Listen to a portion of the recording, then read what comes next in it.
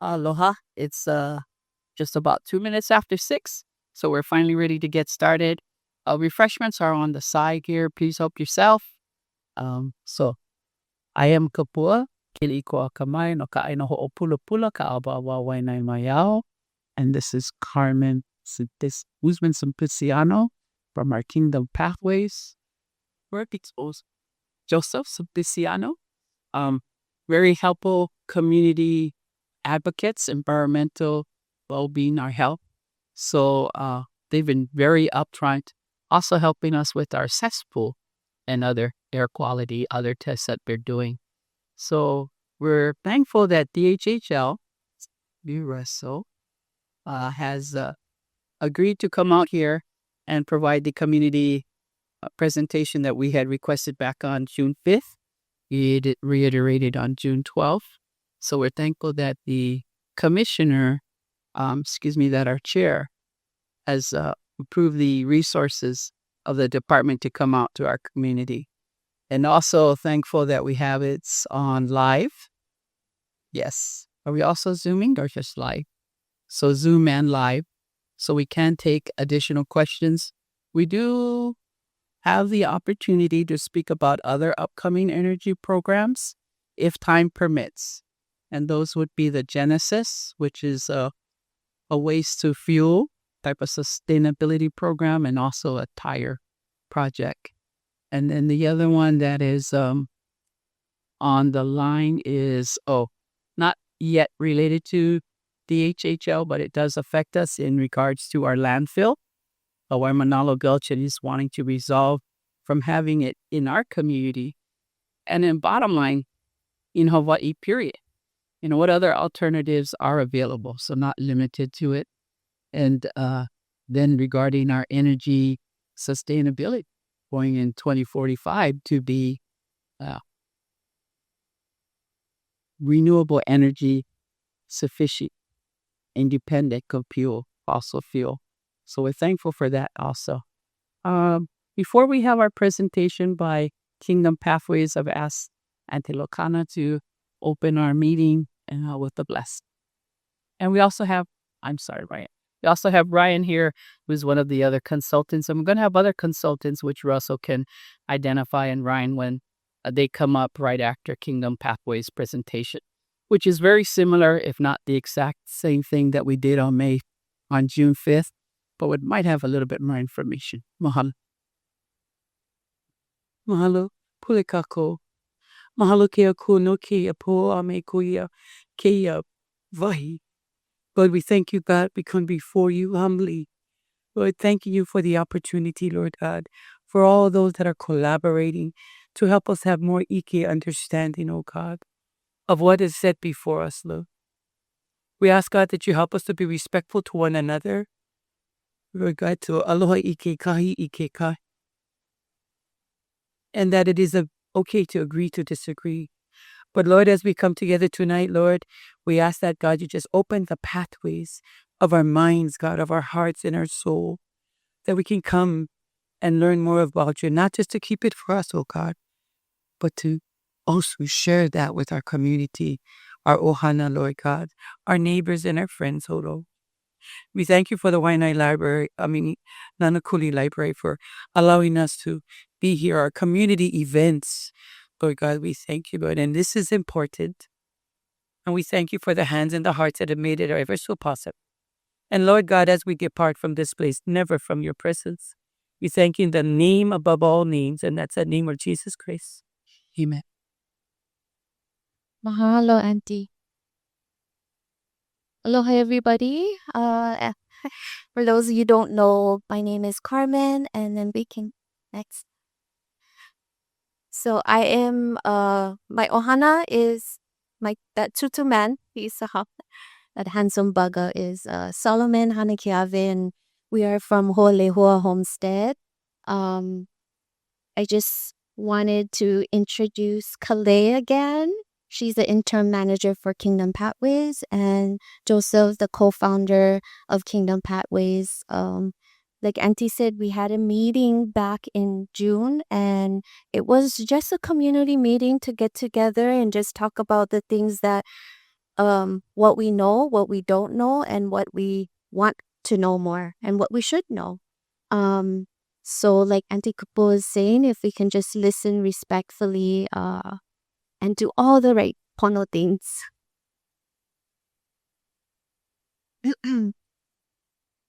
And we ask that throughout the presentation to DHHL that we hold questions. And there where the arrows at, you can email comments tonight. I don't know who get the answer to this, but what is the timeline, the cutoff time? Or is there one for tonight's?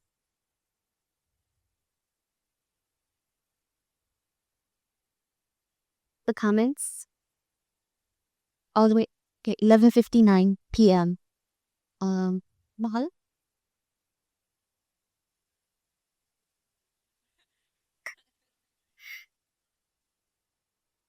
Up to, okay, mahalo. Okay. So what we know, the facts that we can verify today is that DHHL is exploring geothermal opportunities. There's about 10 to 12 sites. And on Oahu, Lulole and Waianae Valley was named. As of now, there's no approved geothermal projects, and not B, but DHHL is still in the process of gathering and the evaluation stage. So I think it's that little square that shows uh Lulole and Waianae Valley. It's mahalo. That's why we're here today.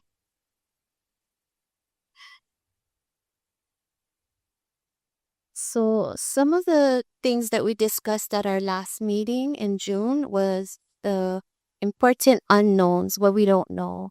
How will the final location be selected? And what criteria and metrics will be used in the decision-making process? That's what the common themes that arose that night. Um, the exact location that's being considered, people want to know. The timeline, costs, the impacts to groundwater, cultural resources, community health, and the community benefits, the revenue sharing structure, and long-term monitoring requirements.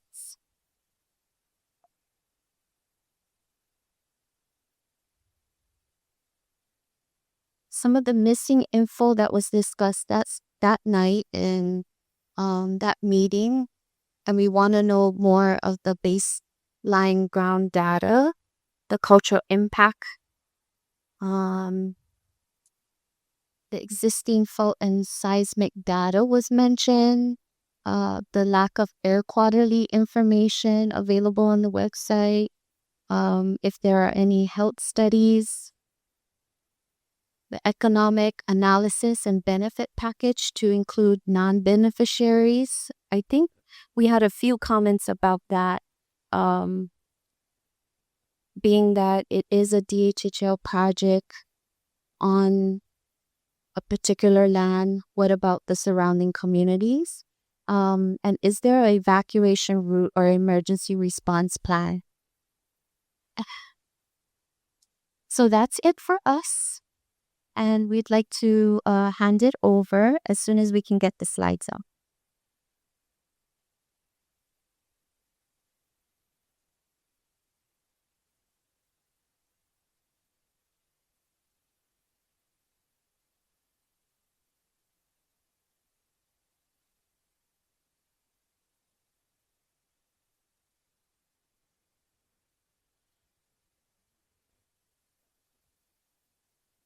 Just wanted to mahalo Living 96792 for also streaming this tonight.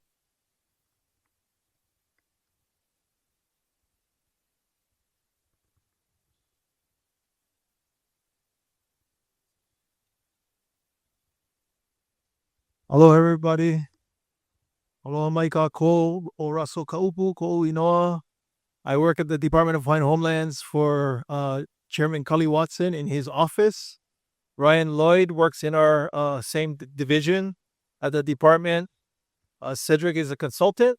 He used to be at the department, but now helps us from his company called Geothermal Kukakuka. We also have, I think, online Andy Blair and Mana Newton. So I'll introduce them a little bit later, but there's some friends, advisors, consultants from Aotearoa that we've been working with. Oh, and Sybil Lopez is online too. So Sybil is a beneficiary, Molokai. We've been working with Sybil on getting the word out on our briefings that we've been doing. And then also Sybil and I participated in a group that went down to Aotearoa to learn more about geothermal. So I'm glad. Aloha, Sybil. Glad to have you joining us tonight. So, aloha. So I normally start my presentations, and as Carmen mentioned, we've been doing presentations in the communities. We've done 9 of them so far. We're now doing the callbacks. If people ask us to come back and present again, then we're happy to do that. We've tweaked the presentation a little bit to be more specific to Waianae Moku, and then some questions that Kapua passed on to me that she thought would be good to address. So, but I start the presentations normally with this picture of our ali'i, Prince Jonah Kuhio Kalanian Ole. So all of us know kind of Prince Jonah, his history, his story. Started, he was from royal family, royal lineage. At the time of the overthrow, he was not happy. He participated in trying to uprise and overthrow the appointed government at that time. Was not successful. Actually went to prison for that. Was in confinement for that for a while. Eventually became a statesman. So eventually became part of the system that he was fighting against, and was our representative to Congress. At the time, he was a representative with voice but no vote. So he didn't vote on legislation, but he was really good at making friends. And he got to be very chummy with some influential people, and through that process was able to do a lot of good things for us, including the Hawaiian Homes Commission Act of 1920. But Prince Kuhio is the person that we follow in his shoes and in his kuleana. We try and think, what would the prince do in certain situations? We face similar criticism a lot of times from people, our beneficiaries included, that we've become part of the system that people are upset about. But we are, in our current role, we're trying to work within the system for the betterment of our beneficiaries and therefore our lahui. If we get to the point where the sovereignty is restored, then we've done a good job on trying to set that path. Next slide, please. For the department, our consideration or our walk with geothermal starts with this policy that was passed back in 2009. And Ho'omalu'o policy has a lot of small words that you can't read on the screen. But if you go to the next slide, we blow up that objective number 2, to facilitate the use of diverse renewable energy resources. So back in 2009, the commission at that point was considering how to be proactive with renewable resources. If you read through, it puts emphasis on renewable, firm resources, which is what geothermal is. If you want to get a copy of this for yourself, it's posted on our website for the department. But that kind of sets the basis for the department and its walk with geothermal. I just noted, next slide, Ryan Lloyd, my assistant, my associate from the department, he was digging around and helping me get my presentation correct for tonight. And he found this image, which I think is from you folks, the work that a lot of you in the room have done. And I only put it in the slideshow to mention that a lot of things that are in Ho'omalu'o are also repeated or are also mentioned in the Waianae Moku Community Energy Plan.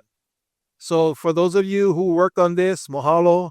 And we think alike between the moku and the department. Next slide. So in coming to this work in the geothermal space is very humbling. It's very retrospective, introspective. We have to really look at who we are and what we're doing in this space. And it requires the help of cultural practitioners, of consultants, of individuals who help us get grounded in our culture and in our being. Because we all are Hawaii. Here's some of the statements that are coming from some of this early work as we try and get grounded. The weight of geothermal, DHHL acknowledges that geothermal energy is not merely a utility or a commodity. It's a manifestation of akua and deeply connected to the living history of our pai'aina. We are currently seeking to better understand the kanalbai that govern the balance between extraction and regeneration. And as an agency, we are committed to learning from the cultural practitioners and community authorities who hold genealogical ties to these resources.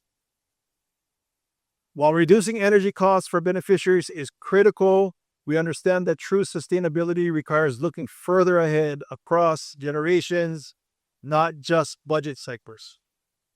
We are evaluating how any potential development can result in the ultimate enhancement and resilience of both Aina and Kanaka. We are committed to moving at a pace that balances the fragility of our Aina with the real and present needs of our beneficiaries, because both deserve our full commitment. So those statements, that's setting the groundwork for, or setting the basis for the work that that I am doing at the department, leading the department folks who are active in the initiative, our geothermal initiative. We start by looking at some of the world information. This is a map that shows you where geothermal resources are on a global basis. So you see in the Pacific, that's Hawaii, right? That little dot right in the middle of the Pacific. But you see what's commonly referred to as the ring of fire around the Pacific Basin. We have tectonic plates that are moving and are creating energy as they collide and as they slide and as they move in contact with each other. And then that's creating volcanic activity in a lot of places, including Hawaii. That is the source of that geothermal energy that a lot of people around the world are trying to tap. On the left here, Ryan was able to find some stats on the top 10 geothermal countries in 2025. U.S., not a big surprise, because there is active geothermal production on the continent. But Indonesia and the Philippines were kind of new to us. We didn't realize that they were such big drivers on a worldwide schedule, or on a worldwide basis. You see New Zealand is there about midway down. I'll talk about it a little bit later, but we've developed a close tie with our Maori cousins and advisors because we do share blood relations with the Maori. And we are uniquely and intently interested in how they have approached geothermal development and geothermal exploration, or how they've done it on a cultural basis, how they've done it on a financial and business basis, how they've done it on a spiritual basis. But it's good to see that New Zealand is up there on the screen. Next slide, please. So you guys saw this one already. Carmen had this in her slide. This is where geothermal resources are probably existed in the state of Hawaii. This is based upon work done in the 80s and 90s by Professor Don Thomas at the University of Hawaii. It was primarily groundwater work that he was doing, but he took readings, he did the work, and then they mapped, and they do it with color. So the brighter the red, the higher the probability of geothermal resource. We've tried to put purple on top of the map, which shows you where the Hawaiian Homes communities are by island. But looking at this map, and if you were to take a close look, and we'll look at Wainaimoku in a second, but when you look at the statewide map and the probability areas, we came up with a list of 12 sites that are of interest to us. That's on the left-hand side of the slide. And included in that is Lualuale on Oahu. Next slide. So this is a blow-up of that geothermal probability map. And then you're seeing that those purple shapes are the communities in Wainaimoku. So you see that on the far right, Nanakuli, and then as you move over, you get a little bit brighter red as you get to Lualuale and Waianae Valley. So Nanakuli, the probability is a little bit less that there's geothermal resource there. But as you move leeward, as you move, west, you see that there's increasingly red on the map. The next map is going to show you, without the color behind it, just some of our parcels that are outlined in red or in yellow, excuse me. So this is our coastline. These are our properties here. I just want to point out a couple of them. This big one here, right here, Lualuale Naval Radio Station. That's right on the other side of this tree line over here. That one, the department takes a position that that's Hawaiian homelands. And if you go on if you go on our maps, we identify this one here as Hawaiian homelands. If you go to the state records, they'll tell you that this is military, Department of Defense land. Kind of history: when the department was formed, approximately 200,000 acres of property were supposed to be put into the trust. Not all of it was put in. This particular property, I understand, was put into the trust, but subsequently the territory of Hawaii took it back out of the trust to give it to the military for military use and for military purposes. So going back to that action, we don't believe that was right to do, and we are actively seeking to get that property back. This one here, this big kind of shape.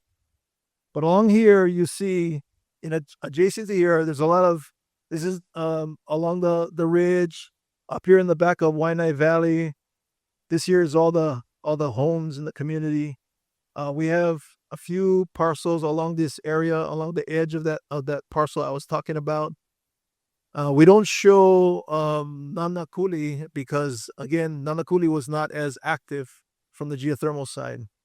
But you can kind of identify the parcels that we might be looking at if we wanted to both do exploration, so testing, and then ultimately, if it proved out, to do some geothermal development. Next slide. So I mentioned we spent time down in Aotearoa, and we've gotten some of their knowledge, some of their experience, because they are somewhere between 30 to 40 years in advance of us. They've gone through this process. They have active development of indigenous-owned resource and indigenous-owned facilities. But what they share with us is this graph that's showing you on this axis, it's talking about the risk of a project failing.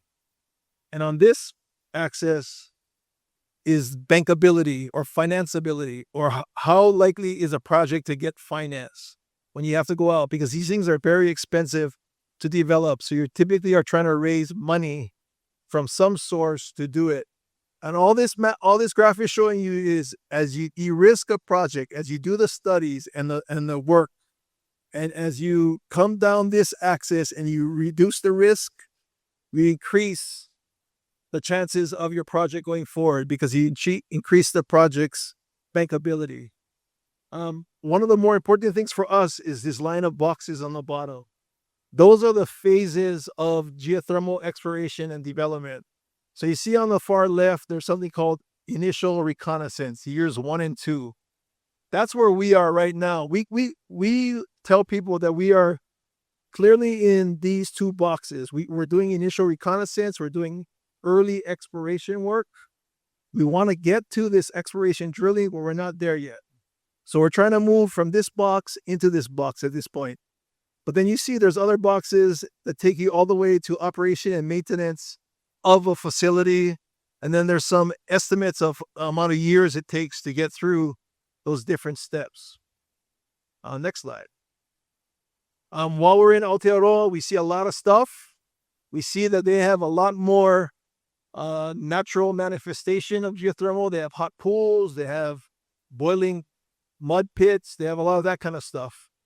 But we also see those facilities and operations that Maori tribes have successfully developed. This one here is with a group called Tauhara North, number 2. I mentioned that Mana Newton is online. Mana is a good friend. He's a cultural advisor to us, but he's more a business advisor because he is the CEO of Tauhara North number 2. This is their Rotokawa facility, 34.5 megawatts of energy. But you can kind of see, and we've gotten comments from people that, New Zealand, look, they get plenty land, they get plenty of space to spread out, and that may be true, but they have the luxury of spreading out and doing things on this nature. We just have to be a little bit more akamai because the land that we have is much more restricted as far as area. Next slide. While in Aotearoa, we learn about cascading use. So the concept is you bring geothermal resource up to your power plant and you're drawing off energy to generate electricity. That's what's driving the financial model for most of these projects. But when the resource, you've pulled off the energy and it's coming out from your power plant, it still has energy in it. It still has heat. So what you do is you run it through successive processes that draw off heat, draw off energy. So you might go from power plant to food processing, to refrigeration, et cetera, until you get to the fish farm when it's cooled down and you're dropping the resource back into the ground, to recharge the reservoir. It's very clear from our Maori friends that is the primary kuleana that we have in this whole process, is to the resource. You take care of the resource can take care of you. You don't, and bad things can happen. So that's our primary concern, is that we're doing things in a manner that are malama aina and that take care of this resource that we want to use for our benefit. Next slide. This is another facility that we visited. This one is Tuaropaki. This is their Mokai power plant. This is a bigger power plant. It's 113 megawatts. But this picture is showing you behind the power plant are these cascading uses that I had in the former chart. So they have some greenhouses on the top right. You see there's a pasteurization facility there. But this is the concept of cascading use, most efficiently using the resource, but then also being responsible to put it back into the ground, to recharge and regenerate the geothermal resource. Next slide, please. So Ryan Lloyd, my helper, my associate at the department, he's a young man, so he knows how to use AI and he knows how to use the computer. So he was able to generate this graphic, trying to give some concept of layout if we were actually in Wainaimoku. So this is just an example of cascading use. Right there in the upper middle is the power plant. And then you see different uses. You see a greenhouse, you see food processing facility, and then coming all the way down to this energy material, something. I can't read it from here, but recycling plant. Yes, sir. Down the valley. This is the back of the valley. Yeah, on the top of the valley. Yeah, Malta. And so Ryan included the materials recycling because he picked it up from your folks' plan, your energy plan. But that's just to give you some idea. Don't worry about the scale because it's not to scale. But it's just trying to give you an idea what something might look like in the back of the valley. Next slide, please.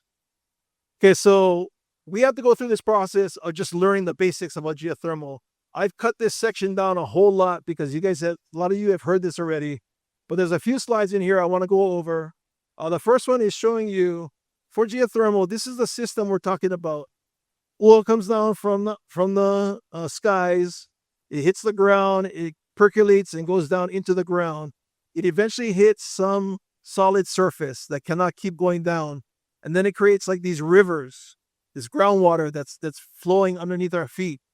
At some point, there is heat underground, and that water that's been flowing is heated up. In the process, it starts pulling out a lot of minerals from the rock around it. It's that mineral, that heated mineral soup, if you will, that brine, they call it. That's what is the geothermal resource. What you do is you make a poka, you make a well, and you're letting that resource come to the surface. Now, if you were in New Zealand or Aotearoa and you would see hot springs or steam vents, that's a natural expression of the upflow of the geothermal resource. But if you want to do geothermal development, power plant, you do a well and you allow that resource to come to the surface. Next slide. This is a basic sketch of the different types of geothermal energy systems. You might hear about it if you read the news or you watch TV. The one that we are looking at is conventional geothermal development, the number 2 on this graphic from the left. So what you have is you have a power plant on the surface. You're drawing geothermal resource from a reservoir. You're using it in your facility, and then you're re-injecting that reservoir. Now, we talked about cascading uses, and you can run it through different uses, but it's important that you're putting that resource, once it's cooled off and you've taken the energy out, back into the ground where it came from, because you want to keep that cycle going of resource coming, heating up, letting it flow to the surface, use it, put it back down, let it recharge. The one in the middle is something we were interested in, but frankly, we don't need to consider advanced geothermal systems right now. That's kind of on the cutting edge, along with some of these other ones that involve actually putting water into the ground. And we're not interested in that practice right now. It's a little bit black box for us. We don't understand the full ramification of that. So we like the closed loop system of conventional geothermal. And then that next one, which is called advanced geothermal, it's really like what they call a true closed loop system. You have a product that's in your pipe, goes down, runs through what looks like a radiator underground, heats up, comes up in the pipe. You have some heat transfer process that takes the heat off, and that same fluid goes down. So it stays in the pipe. It just keeps circulating, getting heated up, and then drawn off, and then put back down. We think that might be interesting to consider, that true closed loop system. Next slide. This is a short video that's going to show you how the process works. This is put out by a company called Ormat. They're the ones that own and operate the Puna Geothermal Ventures facility in Puna on Hawaii Island. Welcome to Ormat's Geothermal Power Plant, a green solution for power generation. Let's see how the process works.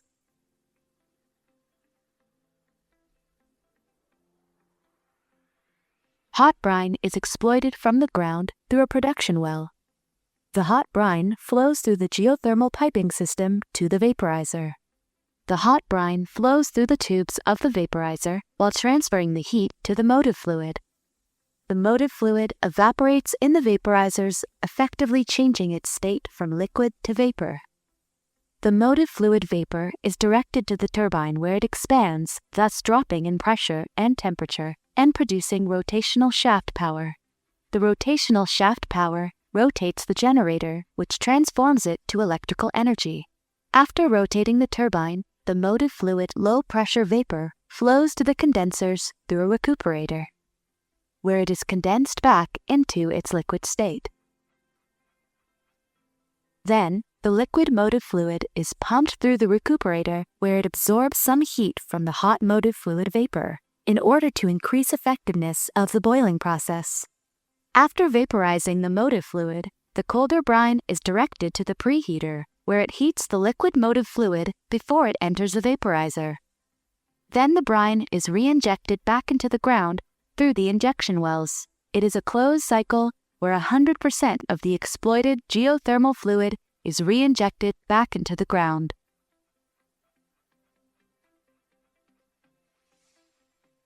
So that is conventional geothermal development or system.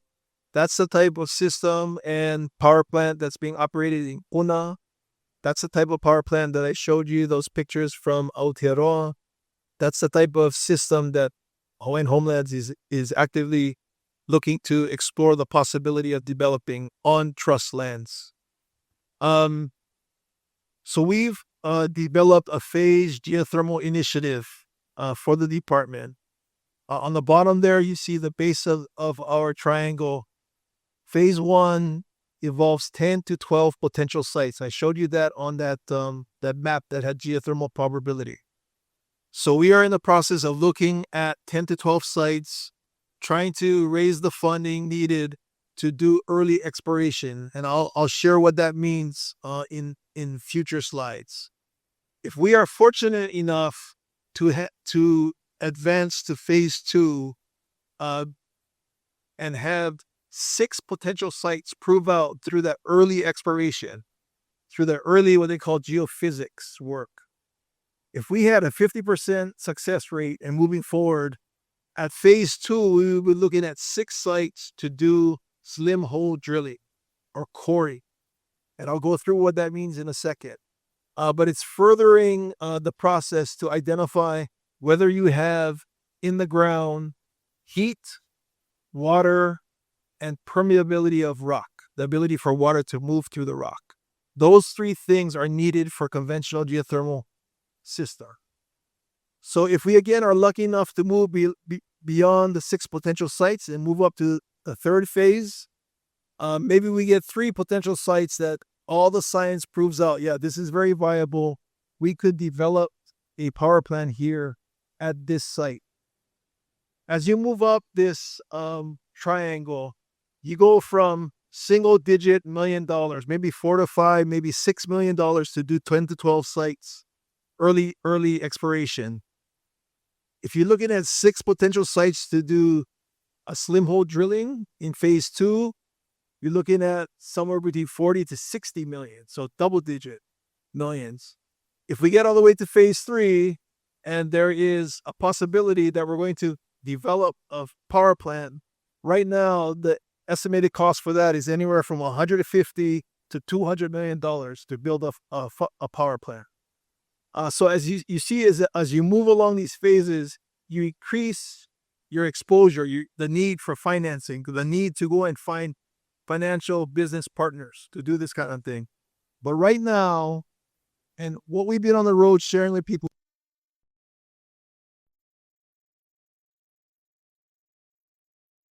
looking to have available to do this type of slim hole drilling. Okay, so environmental considerations. This is one of the things that, and I'll have a slide later that shares, because Kapua asked me, what are you guys hearing as you guys go out and do these briefings? And I have a slide that addresses that. But we were trying to be kind of upfront and trying to hit these kind of concerns head on, because we know a lot of people have environmental concerns with geothermal. And I'm glad to see that this got included in Carmen's slide too. So air discharges, things like gases, H2S, CO2, Hg. If you look at the history of geothermal, including the history in Hawaii, technology was such that at one time you would have more emission of gases. You would have a greater chance of release of gases. At one time, including in Puna, you had settling ponds that were used. So you brought up geothermal resource, you used it for the generation of electricity, then you put it in a settling pond, like a pool, and you let it cool down before you put it back down inject back into the earth. Well, when you put something in a pond, it's naturally going to emit whatever gases that have come up with it, because down in the ground, that geothermal resource, the gases that are involved all come up with the resource at the same time. Now, if you have a closed loop system, all those gases come up, your plumbing is sound, so you're using it, and then all those gases go back down. Now, does that always work 100%? No. There's always going to be some monitoring, some maintenance necessary. And The technology has advanced to the point where folks are pretty good at figuring out when something is not going right and when there's a leak. In the state of Hawaii, at Puna Geothermal, they have a very high level of air quality monitoring that they have to comply with. And it's because of there are gases in geothermal, but if you're doing it right and you're monitoring it, you're addressing it by putting it back down into the ground. The second one is steam and heat plumes. You see that line of cooler coming out of that. That's not smoke. That's steam. That's really clean steam that's coming out of the coolers. But sometimes visually, people don't like the look of that. So you have to be concerned about that. Subsidence is a big one for our Maori friends. Subsidence happens when you tap the geothermal reservoir, you take it out faster than you are putting it back in. So if you think of this big puka that's underneath our feet, has the resource in it, we're pulling it out. If we don't put it back at the same rate, that puka is going to happen. Something's going to happen. And what happens is it collapses over time. As it collapses under our feet, at our feet, ground starts sinking.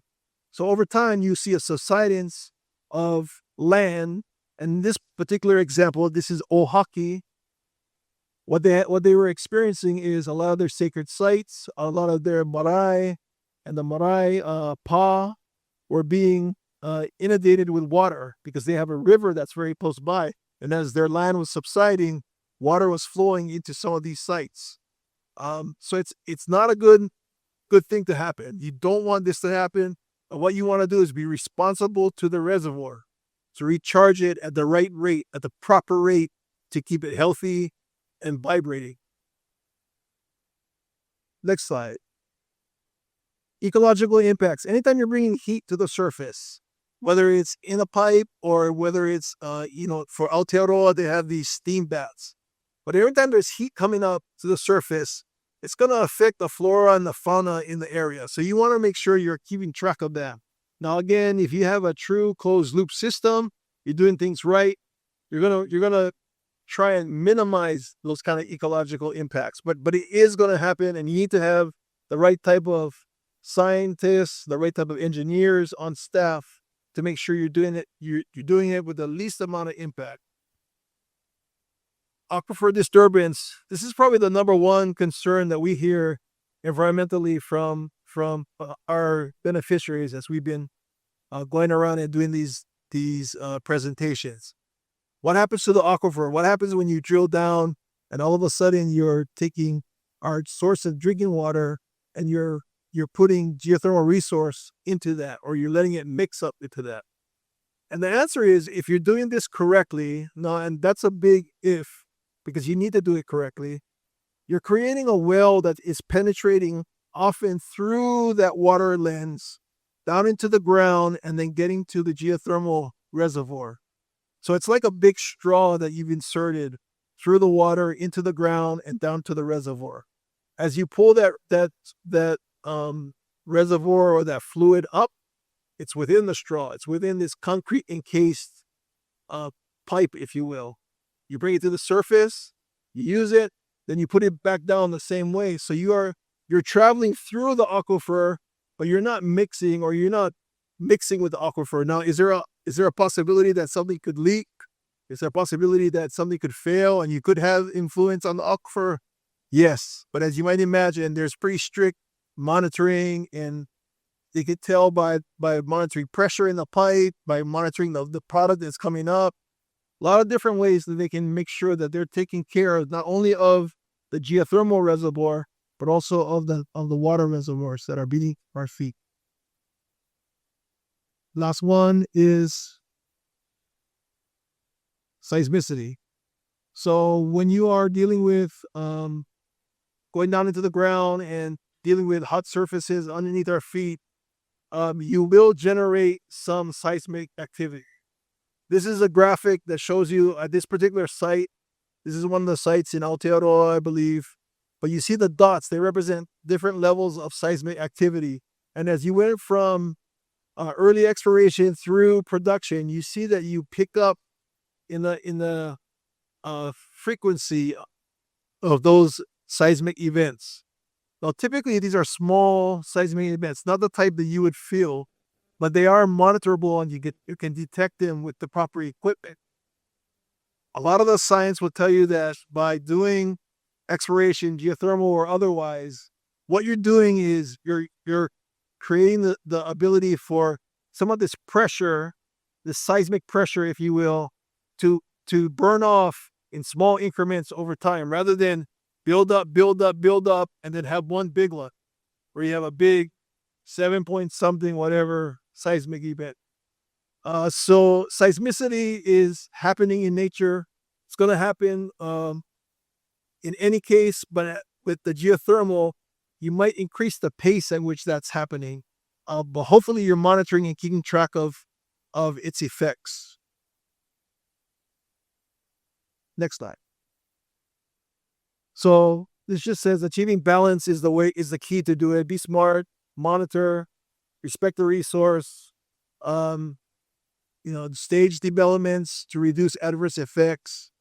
And then the bottom one is important. Model upfront, monitor when you develop, and then mitigate if you have an effect. Next slide. Am I running over? Good. Okay, we hear a lot about energy alternatives because a lot of our beneficiaries have been saying things like, hey, I just put in a solar panel. What's going to happen to my solar panel project? Or, we were supporting bio waste or wind or things like that. And as I showed in our whole Maluo energy policy, the department supports doing all those kind of renewable energy projects. And we have been active with solar fields and solar development. We've done some wind investigation. Ryan's working on some biofuel and some waste conversion projects right now. We think geothermal fits in with all of those very nicely. We're not trying to push any of those out. But when you consider them, next slide, other way up. So when you consider them, so here's a slide showing you geothermal, solar, and wind. And in summary, what it's telling you is that geothermal is the most efficient of energy systems. The capacity for geothermal, capacity factor of about 75%. Solar is about 15%. Wind is about 30%. And it's basically because solar, nighttime, you're not generating. Wind, you want constant source of wind to generate most efficiently. If you have big wind or you have no wind, then you're losing efficiency on your system. Next slide. Geothermal also stacks up well for efficient use of land surface. This is actual data showing you the comparison of a 33 megawatt geothermal plant with a 26 megawatt solar plant. So the solar plant is yellow. That's how many panels you need to put out to generate 26 megawatts. That orange box in the upper left corner is the comparative size for the geothermal plant at 33 megawatts. Now, technology is always changing, including in solar. Panels are more efficient. There's battery backup. There's a lot of things that you can do to increase the efficiency. But relative to trying to preserve our surface for use by our beneficiaries, we like geothermal. Next slide. Okay, benefits. So when we're talking about benefits for the department, next slide. The first one for us is, we exist to put beneficiaries back on the Aina, to rehabilitate our people and our lahui. That is our core mission. To do that, we need to generate money. We need revenue to do that mission. Now, we know that the Constitution, state law, says that we're supposed to receive sufficient sums of revenue from the legislature every year to do that mission.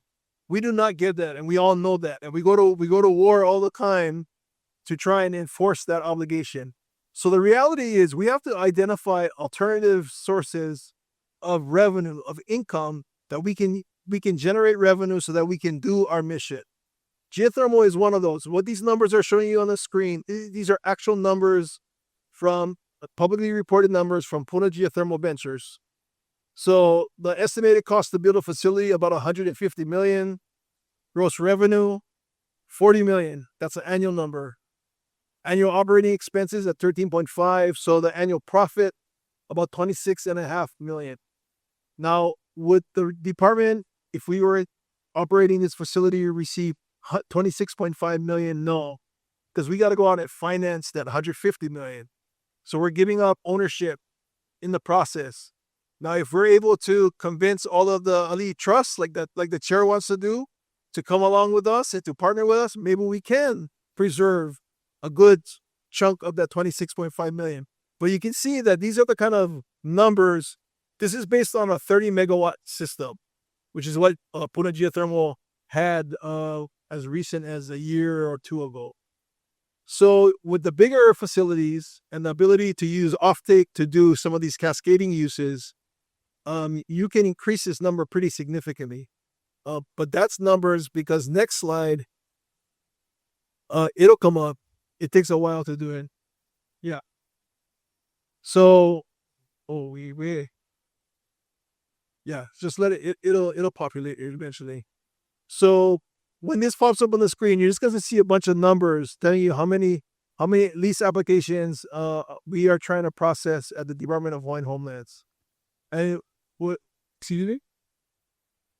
No. By category. So I show you like a homestead, like residential, ag, etc. Oh, they converted it to something else. Okay. Well, trust me. So I think the public number that has gone out somewhere around 29,000 people on the wait list waiting for their homesteads. That's so many applications. We're trying to generate revenue to be able to push out projects and to house people. Another benefit is relief from crazy service rates. Ryan was able to pull some of these numbers, but on Oahu, you see that graph that comes from Hawaiian Electric.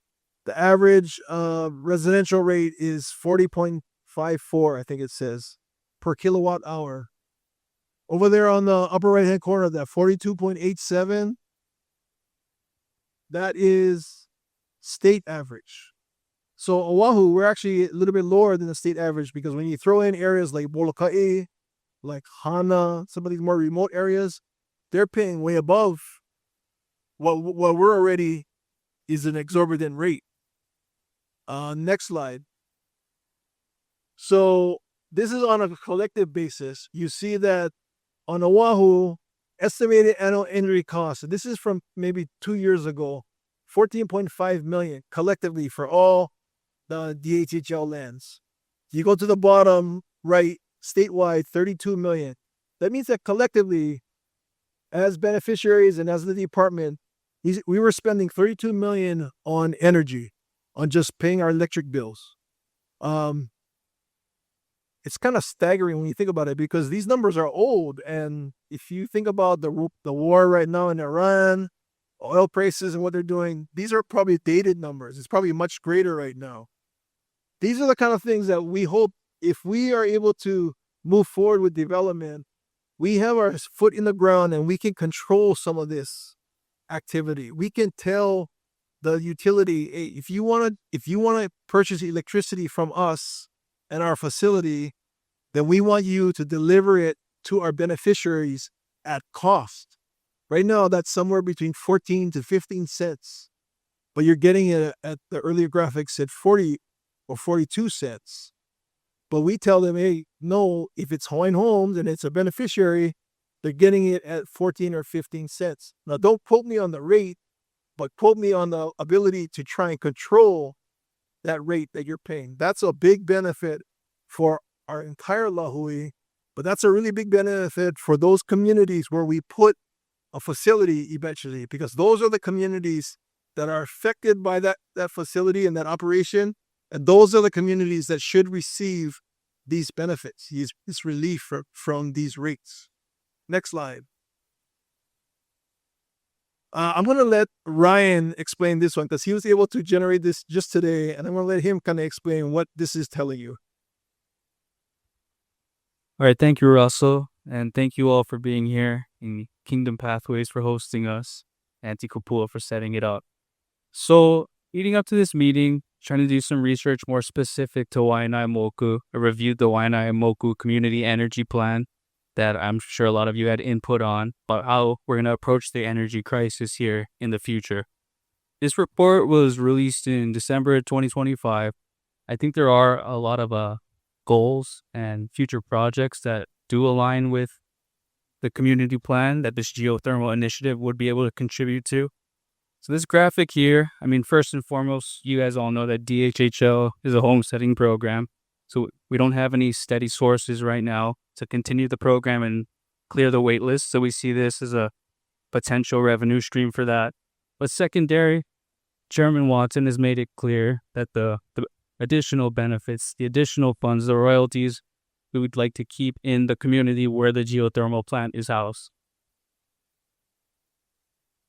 And from that cascading use, rendering, and what we've seen from our New Zealand cousins, there's lots of other businesses that are energy intensive that we can use the geothermal plant to power, which would, create more jobs, create more opportunities, workforce development, allow the Waianae community to not have to commute to town. On a previous slide, that energy plan also mentioned that out of everybody in Hawaii, the Waianae residents spend the biggest percentage of their paychecks on electricity. The Oahu average is about 4% of your income of your paycheck goes to electricity. In Waianae, it's over 7%. So we do believe this project would be able to, provide some relief when it comes to energy. But along the way, we also understand that we need to do this in a Pono responsible way that's including, all of the environmental considerations, all the cultural considerations, really all of the community input. We know we can't get this project off the ground unless we have some support, some trust from you all.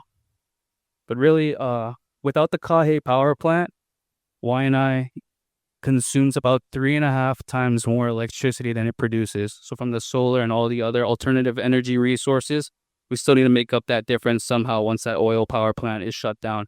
So we do see this as a way that it fits into that long-term resilience, self-sovereignty, plan that was laid out in the community energy plan. Thank you. Next slide. This is one that Chair likes to talk about a lot.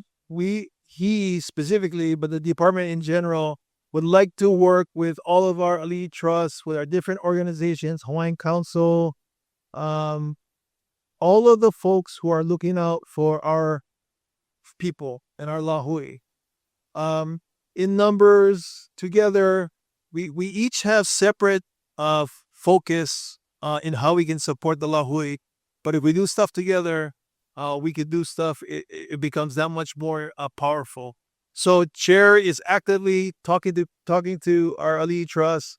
I have a presentation on Hawaii Island on next Thursday with Commitment Schools and then with Parker Ranch, because we'd also like to work with some of our large private landowners to try and promote some of these initiatives. Next slide. Okay, so here's the last slide. And this is the one that I did for Kapua, because she asked me, so what are you guys hearing at these meetings that you guys are having? And I should tell you, when we go to these meetings, by and large, when we schedule a community meeting, we generate a lot of interest from people who don't like what we're talking about. So when we go to geothermal, we get a lot of activity from organized, very emotional, very akamai people who are opposed to geothermal. We know that's going to happen, and we want to give them a voice. But we also want those who are interested in hearing the other side and whether there's a possibility that we can do it responsibly to benefit our beneficiaries. So that's why we've been having these meetings. But we'll be honest, the majority of what we're hearing when we open up question and answer is a lot of yelling and a lot of anger. And this is the stuff that they're saying. DHHL, you guys suck. That's what they tell us to our face.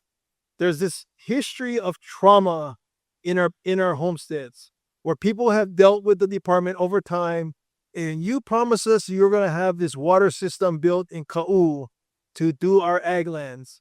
And we've gone through 3 administrations and it's never happened. Or you told us in Molokai that you were going to develop this agricultural subdivision and it never happened. And as we all know, politics happens at the Department of Homelands. We change with the governor, we change with the administration.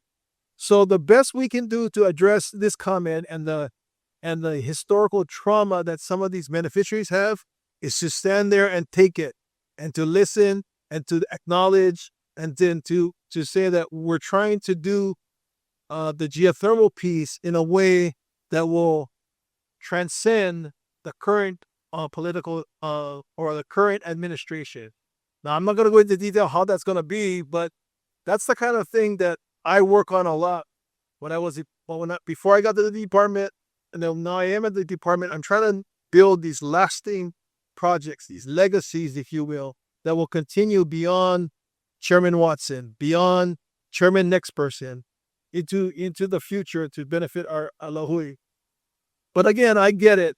People are mad, and maybe sometimes the best way is just to sit there and to acknowledge their anger. Number 2, Puna war stories. There's a ton of bad stuff that happened in Puna. Early, the state was going out there and was doing exploration and testing, and this is not unique to Hawaii, but at the time, they just didn't know a lot about geothermal. So they were doing stuff, like I mentioned, they had settling ponds where they were putting the geothermal resource to cool down before it went back into the ground. That is not a good idea. That's not a good idea for the surrounding area and the flora and fauna. It's not good when wind picks up and you get acid rain for the community. So there's a lot of bad things that happen to that community. Now, fortunately, science has come through. People have learned from experiences. We're trying to do it more responsibly now. But again, these are real Puna war stories that we are hearing from people. It's good for us to hear it because we know what we need to do, what we need to avoid as we move forward. Number 3, geothermal is sacrilegious. Pele will decide. And I gotta say, I agree with that second statement, because it's our job to understand our culture and to understand those who adhere to Pele and cultural ties and lineal ties to Pele. And we want to respect those beliefs. But they always conclude their angst, their anger by saying, watch, Pele will decide. Pele gonna decide what will happen to your facility if you build something. I agree with that. So if we're responsible and we are doing things in the right way, we believe that Pele, Akua, whomever you believe in, we will benefit from that work if we do it in the right way. So, and if we don't, then we deserve to get eruption and we deserve to get taken away from that process. So, but that is one of the comments that we're dealing with. And again, as I mentioned at the beginning, we constantly try to ground ourselves so that we're better understanding, because the fourth one is that geothermal is by default culturally inappropriate. No matter what you do, no matter how you do it, it's inappropriate. You're drilling into the heart of Pele and you're extracting her blood, is what these people would say. And we understand the cultural and lineal and concerns, but we also talk to cultural practitioners who don't always agree with what we're trying to do, but they want to express to us that our people were smart, innovative, engineering, science, what have you. We were doing things that people never knew could be done as a people. And the use of geothermal to do different things within Polynesia, but within Hawaii, we have examples of that. We have examples of responsible use. So we're trying to better understand now. But again, we're committed to be responsible culturally in the use of geothermal. And the final one is, who is DHHL to think you can pull this off? So there's a wide amount of people who just think there's no chance that you guys are going to get past all the political hurdles, all the financial hurdles, all the cultural hurdles to do all of this stuff. DHHL is in no position to be doing this. They should be focusing on homesteading and homesteading alone. And my only response is, I think me and probably a lot of you have heard this kind of thing a lot from people. Hawaiians, they kind of get together. They kind of make this successful. My response is, hey, watch us, watch what we do when we go together. And we got to do it right. But I've had numerous examples of people tell me, you never gonna have this is never gonna work. Then we make it work. And then until you make it work or you fail, how you know? So you got to try first. And just because we're DHHL, just because we're serving our native Hawaiian beneficiaries, that shouldn't be a reason for people to discredit what we can do. So that one makes me a little bit upset. But the rest, I'm trying to more understand people for the other pieces. But Kapua, wherever you are, that's what we are hearing from our presentations. Well, our positive was you. So you called us and said, hey, come to my moku and come talk to us some more. Because that's what we want to do. We want to talk to the people who are interested in hearing and trying to learn whether there's a balance that we can meet. We are going back to Kauai Kailapa next week, Thursday. So they've asked us to come back. We got a request from Kahiki Nui to come back and talk. So that's all good comments. And then we do get individuals who come up and say, hey, we like your presentation. We support what you're doing. But in this setting, no sense I say that because I just going to get shouted down and hammered down. So love you guys. Yeah, I'll send in comments. So hopefully I haven't seen the commentary coming in. There is some of that's coming in. But it wouldn't be correct for me to tell you I'm hearing a lot of that because what I'm hearing a lot of is the anger part, yeah, and the opposition right now. Yes, sir. I know with the years, no, nani. Oh, I know with the years that rejected Paul. What years? What bees? Laying up be around.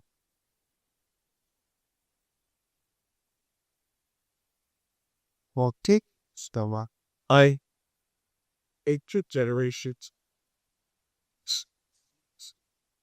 How does it benefit? No, I'm sorry. I have the faults. I know what you do. Or how does it benefit me? I choose. I oopulata. And the lahu. The day, tomorrow. That could benefit the one's best. What's So, as I mentioned in the benefits section, first and foremost, generating revenue to allow us to do our mission to put people back on homesteads to rehabilitate themselves. And then trying to make it more affordable to stay and live and raise a family in Hawaii. Every politician you talk to is gonna tell you those kind of answers. But that's what we're trying to do for our beneficiaries. We're trying to make opportunities to keep our keiki home. So that means making it more affordable to stay home. That means making it an environment where you might have an opportunity to have a job in a good paying industry. So those are the kind of benefits that we're promoting for future generations because it is a long road. It does take a long time to get this off the ground. Yeah. You're not going to be here. I'm not going to be here. It's going to be my grandkids, my mo'opuna that are hopefully benefiting from these kind of activities. But if you don't start, you never get there. Yeah. So the folks, Aotearoa, they always tell us, we're about 30 to 40 years behind them, but they think we're further along in the process because we have the ability to kukakuka, what we're doing tonight. The department has the ability to reach out to beneficiaries and talk through these things, whereas in Aotearoa, and if you want to, we could ask them their experience because they're online, but they have to go through this whole process also, right? And they have to go. So they think it will be a quicker adoption for Hawaii than it was for Maui. But you're right, Uncle. That's what we're looking at. Future generations, 2-3 generations down that we're trying to benefit. Mahalo.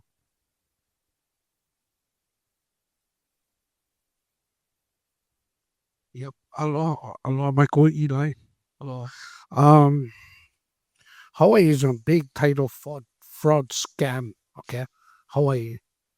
I on Kanakamole National, and you know what? You guys get funding because you guys had 300 million, and then you know what? You guys was holding them for like maybe about 3 years. You guys get interest and equity out of that 300 million. But I see what will happen. You guys didn't have to hurry up and get 800 guys on the Hawaiian homestead list. I see how fast that would happen. So that's where the 300,000 went, or 300 million.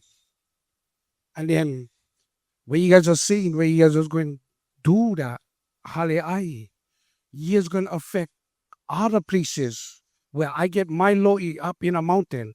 If you drill down here, you're going to affect the aquifer. Because if you're going to touch over here, up there going to get jammed up, bro. You know what I'm saying? Because I take care of in the forest. I take care of Punana Ula in Waianae Valley, Kai, and I take care of fire break. And so when you guys drill, you guys gonna drill. You guys gonna hit the aquifer. You guys gonna jam them up a little bit. So I like know who going be liable for it if you jam up where I take care. And I've been taking care over there for like from 2004. Okay. Anyway, I get some more questions. And then if you guys gonna drill, that's just like fracking. That's fracking. So you can drill, you can put water for steam. That's what's going to cause all that. But you know what? If you guys don't use water, you gotta use salt water and use that. I think so we live it better. You know what I'm saying? Or make them into fresh water instead of using our resource already that our mountain already dry over here. You know what I'm saying? Waianae Valley been always like that. I've been living up there like I'm 48. I'm gonna be 49. I've been in the mountain for a long time. I hunt, I gather in the mountain. So I look at all this kind of geothermal and stuff like that. I already did studies on them. But yeah, I mean, the Hawaiian homestead is like how you said, recharge. You know how you can recharge? Make a water plant where you suck out the salt water and make them into fresh water. You know what I'm saying? That's one idea. I had them at the board meeting in Waianae, but now I bring them to you guys because that's one good plan because our mountains already dried. Can recharge them. The rain recharge them. Take 50 years for the thing go into our aquifer. So how you going to do that if you can drill and then use them and then put them back in the ground when it take 50 years already with the rain? You know what I'm saying? That's the same thing that you're saying. I mean, I saw all this, what you guys are doing. I get plenty more questions, but that's just a couple of them. You know what I'm saying? But if you guys really try look at turning salt water into regular water, because that's what we need. That's what we need, raw water. Bye. So I'll just address kind of quickly because a lot of questions and good questions. The aquifer question, the resource that's coming up through the pipe to the power plant is a different reservoir than the freshwater aquifer. It's actually a lower reservoir, and it's water that has gone down that far. Then it's taken out a lot of the mineral and salt and things that are in the ground, and it's been heated up by a natural process. So when you're drawing through the water lens, through a pipe. I called it a straw, but you're drawing through the water lens, then you're using it, and then you're putting it back down through the water lens. Now, there is opportunity to screw that up and to affect the aquifer. And the best I can say is that who would be responsible? We would be responsible because that would be. Yeah, but like you said, you guys will be gone. That thing jam up, right? That's right. No, I just see. Yeah. And then the other one is there's a lot of good uses for if you're generating affordable energy, affordable electricity, there's a number of offtake opportunities. And some of them are not real popular with our beneficiaries. But the main thing is if we are the ones that are in the driver's seat building this facility, we decide who gets to use the offtake. I like water. I like water generation and water desalinization. Those projects bring not only benefit to the homesteading communities for residential, but for all of our ag lands. Yeah. So that's probably very high on the list for the department.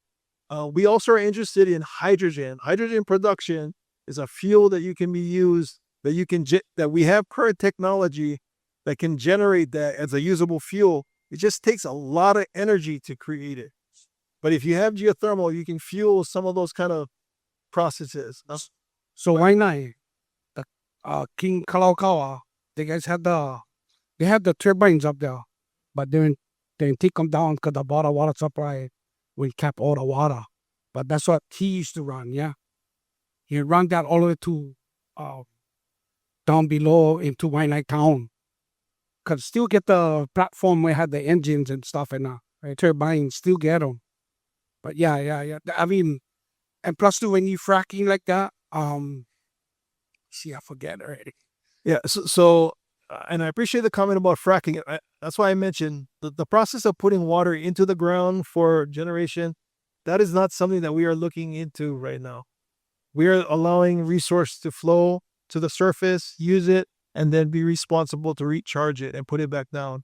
We're not thinking of the fracking process, which is forcing water down, with pressure to generate this. So you like Lulule, they get the quarry over there, so they're already and hit the water, salt water. Yeah. So I wonder if you guys can use that salt water to make fresh water for, you know what I'm saying? That could be a But they big, over there. You know, the one you hear kind of across the nation, across the globe, actually, offtake for affordable electricity. Everybody's talking about AI and artificial intelligence and data centers and the need to power those data centers, the need to cool those data centers. And a lot of our beneficiaries don't like AI. But whether you like it or not, you should want to be in the position to have a say in what you're going to use to generate the electricity and say, no, we're not going to support AI. We're not going to support this particular use. Go ahead. Next question. Aloha, my name is Wayne. Aloha. First of all, I'd like to say, the fact that DHHL is looking at this to benefit the beneficiaries is good. I like the fact that we're trying to be self-sustaining. Because to be honest, hearing that one house costs $750,000 for live on beneficiary land is kind of wild. So I like you guys exploring this kind of technology. But correct me if I'm wrong, Waianae has the highest concentration of Native Hawaiians. So if by somehow you do get it wrong, you gonna take us all out. That's my concern. I love the technology. I love the fact that everybody down the line gonna benefit, beneficiaries. Hey, but we all know people make mistakes. During construction, corners are cut. And I like how you say we're going to take responsibility. How are you going to take responsibility if everybody get cancer in a Waianae Moku? It's going to be one of those things, well, oh man, we should have thought about that. And they're going to be too late. If you guys do this, we got to find. If you look at the New Zealand geothermal plants, I just did some AI and go find out, hey, you stay about a mile or more away from any residential properties. These plants are operating away from residential properties. You talking about building them in the back of the valley where the wind gonna blow down the valley, the water gonna go down the valley. That's like set up for doomsday, bro. I really think that they gotta reconsider the location because I do not think that that's gonna be the right. And then not only that, but now you gotta drill through more rock because you're higher in the back of the valley. So to me, all of those things, I don't think in that back of that valley is the right place to do it.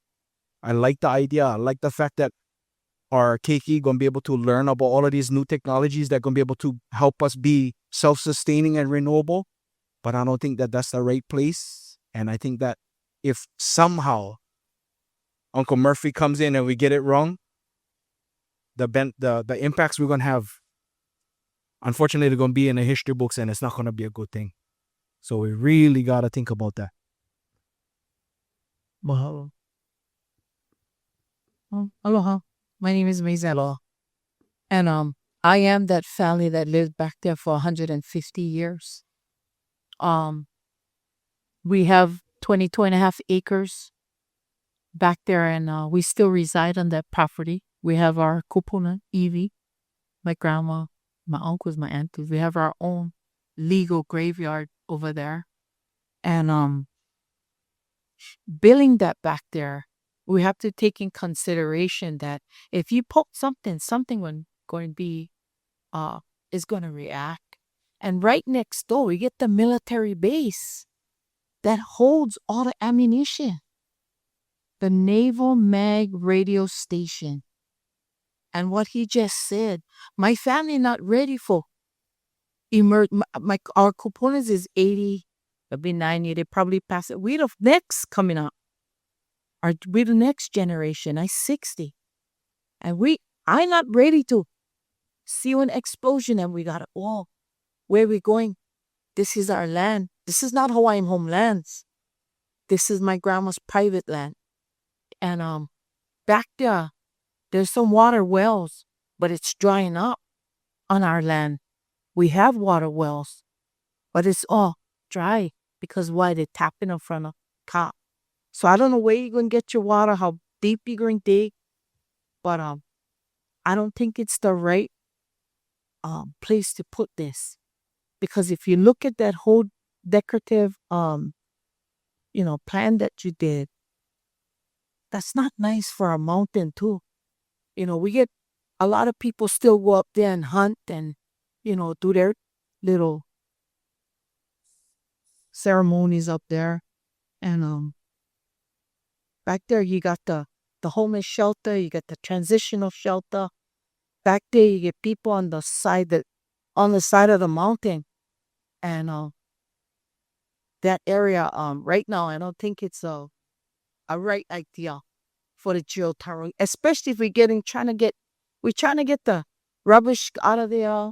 We're trying to get the landfill out of here, protesting PVT. We're protesting everything that is polluted, and we're trying to go back to Aina. And learning how to, they encourage you, plant in your ground, plant and, feed your family, and this is totally against what they're trying to bring back, and back there is all agriculture. So however you guys can get your permits to turn this, because you guys can do that magic. What is agriculture? You guys can make them, whatever commercial or build these plants and just bypass everything. But think of the people who actually lived there for years. And that's me and my fam, the Suarez Ohana. We've been back there for years. And our generation, that's what we depend upon is the Aina. Because from my grandma to my mom to us, to our children, our grandchildren, there's a full genealogy going on over there on that one Aina. Thank you. Mahalo.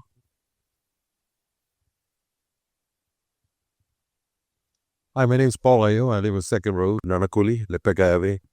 I'm a Hotsetter. But it's not my homestead, it's my wife's homestead. The last name is Wright. Last name. Good program. Good geothermal. Just like what the lady was saying right here. I don't believe this might be the area because it was all farmland and pastoral land.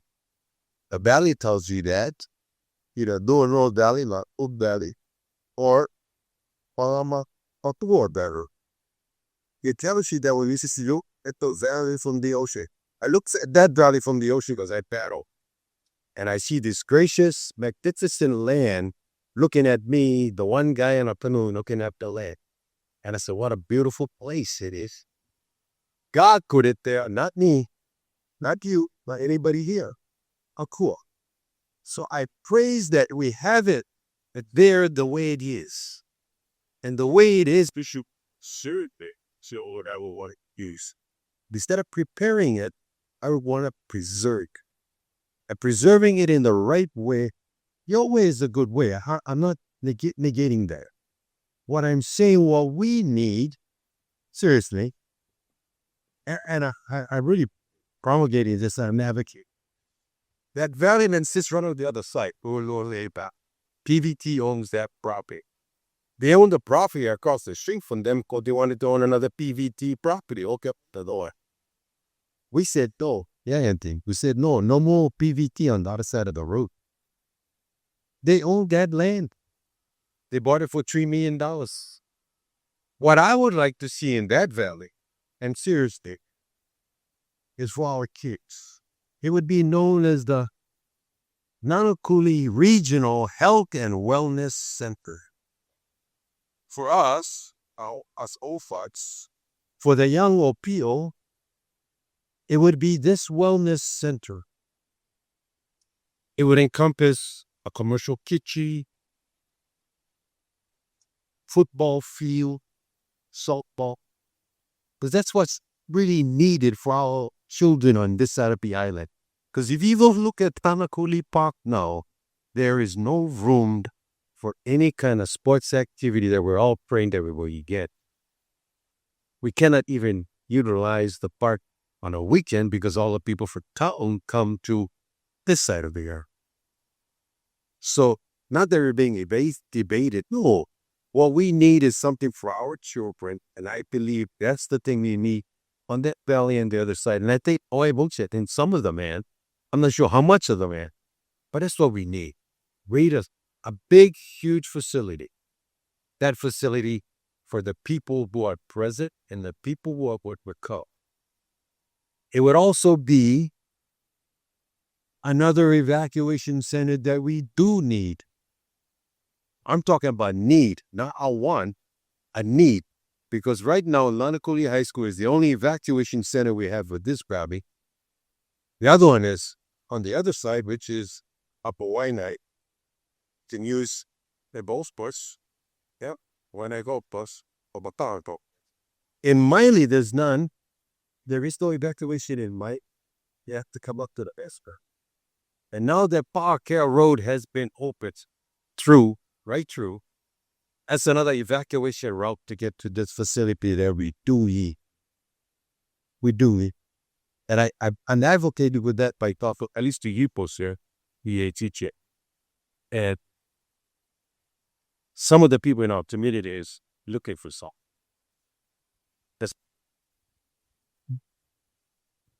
All right. So I'd like to be able to take a look, not that map, the one that you said where DHL own all this property and stuff like that. That one right there with all the yellow lines. Can you pull it up? Make them clear. Okay, so I've been doing research on Lulu Leaf for over 3 years now. That's how I was able to target the 4-acre plot that I have the pilot project on. So where Uncle is talking about is on this side where PVT stay. That's not the lands that DHL own. This is military area. These lands up here is where we're talking about back here. Okay, so where you get right here, in the back here, we get the state of Hawaii owns land up here, and right here on this side is the military site. The reason why I think that this is a good site is because we're talking about radius. For example, we have to take into consideration what was said earlier about the explosion or gases and whatnot. And I gotta tell you, the people that ran the Puna thing, they really ran it into the ground. They don't made the mistakes, but those are the mistakes that we now learn from, right? The amount of acreage and space up here is far more removed from the space that will affect the homestead, because it's up here in a radius that's outside of one gas explosion or whatnot. So we need to get the facts straight and have you guys put it up on the screen so we can see it, right? Because all people that do the geology or whatever, they will tell you what an explosion will look like. They got maps that can show you, okay, if this happens here, it's how big the mushroom gonna be or whatever, right? Well, if the government can do that, we can do that too, right? We're gonna be able to see what happens if something was to happen. Say, for example, in this top corner, right? If there's an explosion there, would the people in the homestead here be affected by it, right? So this what would help, I think, in a presentation is that we gotta address the perception that something bad can happen, and if it does happen, where does it go? Now, with the thing with the aquifer, as brother was speaking, I was already looking it up.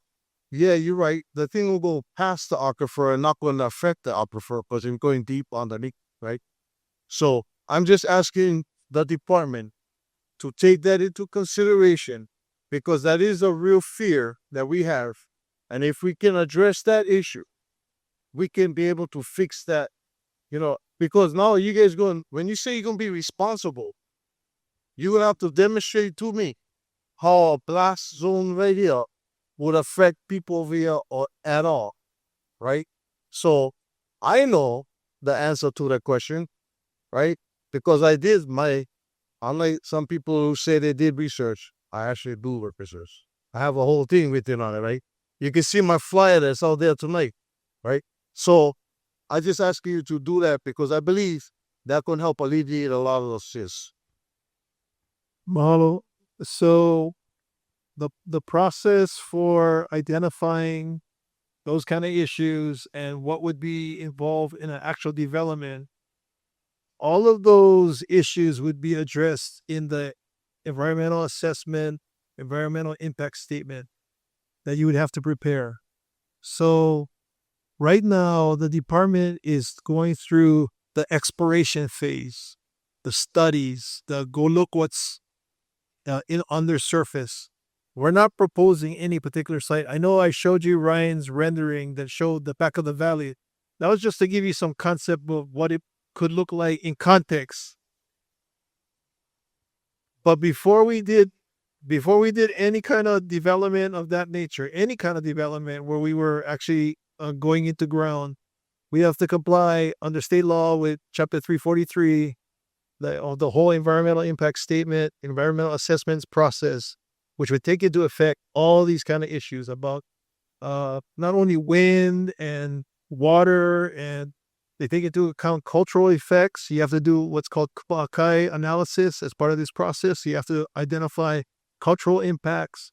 And we are not running away from that, Juliana. We support, we would maybe enhance or make sure that our consultants who are running through that process maybe raise the bar a little bit in the investigation because we are doing it on homestead, on trust lands where our highest concentration of beneficiaries are. Yeah. So there's a process, but if you look at that process, we are way on that left edge of the corner. We just try to figure out is there a possibility to go through all this work to figure it out? But yes, I agree with everybody's comment that saying we need to do the studies. Yeah. Great.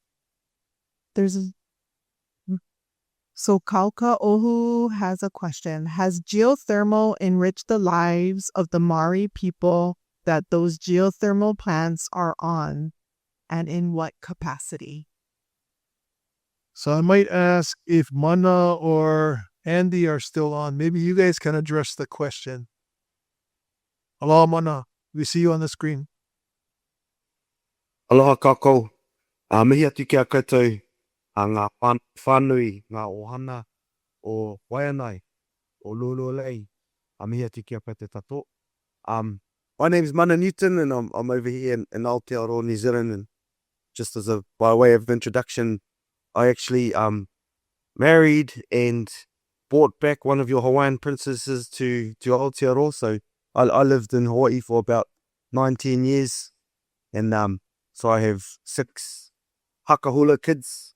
living here in Aotearoa, New Zealand. So it's an honour to be able to have a kōrero with you guys tonight about what we've done in geothermal, and if in any way, shape or form it's able to help assist kanaka Māori in their journey and understanding more about geothermal and how it can help them or not, then we're always happy to share. So for myself, I'm our group CEO at a Māori trust, which we call Tauhara North No. 2 Trust. A couple of the pictures that you saw earlier are pictures from our specific site. And we actually, we have 3 different geothermal power stations where we are. There has about 300 megawatts of power on an annual basis.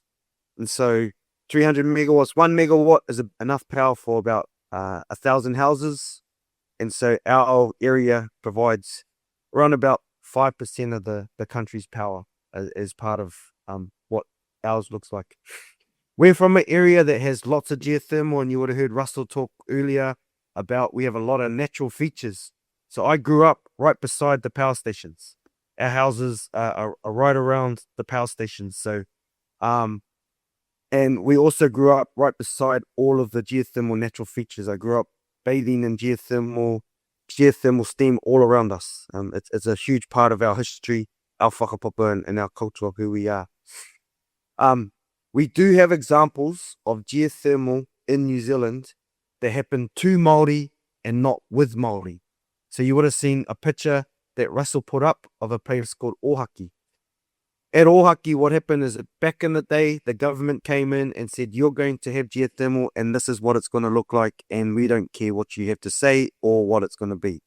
And they forced that geothermal project onto us, which has caused a lot of stress and trauma for us as a people. So that's not so much of a good story. Not in the fact that there was any explosions or fracking or anything like that, but just because it was around sites for us that were very, very significant, and we got moved off those sites, and many of our families didn't get to live there. In the other power stations that we have been the foundational developer. So the big difference with what we do at Tauhara versus what happened at Ohaki is that we own the developments, because we took what we call mana motuhake, or sovereignty rights, as tangata whenua or kanaka Māori, and we took those rights to actually own the resource ourselves. And by taking those rights to own the resource ourselves, that meant that when we did the developments, we owned the developments.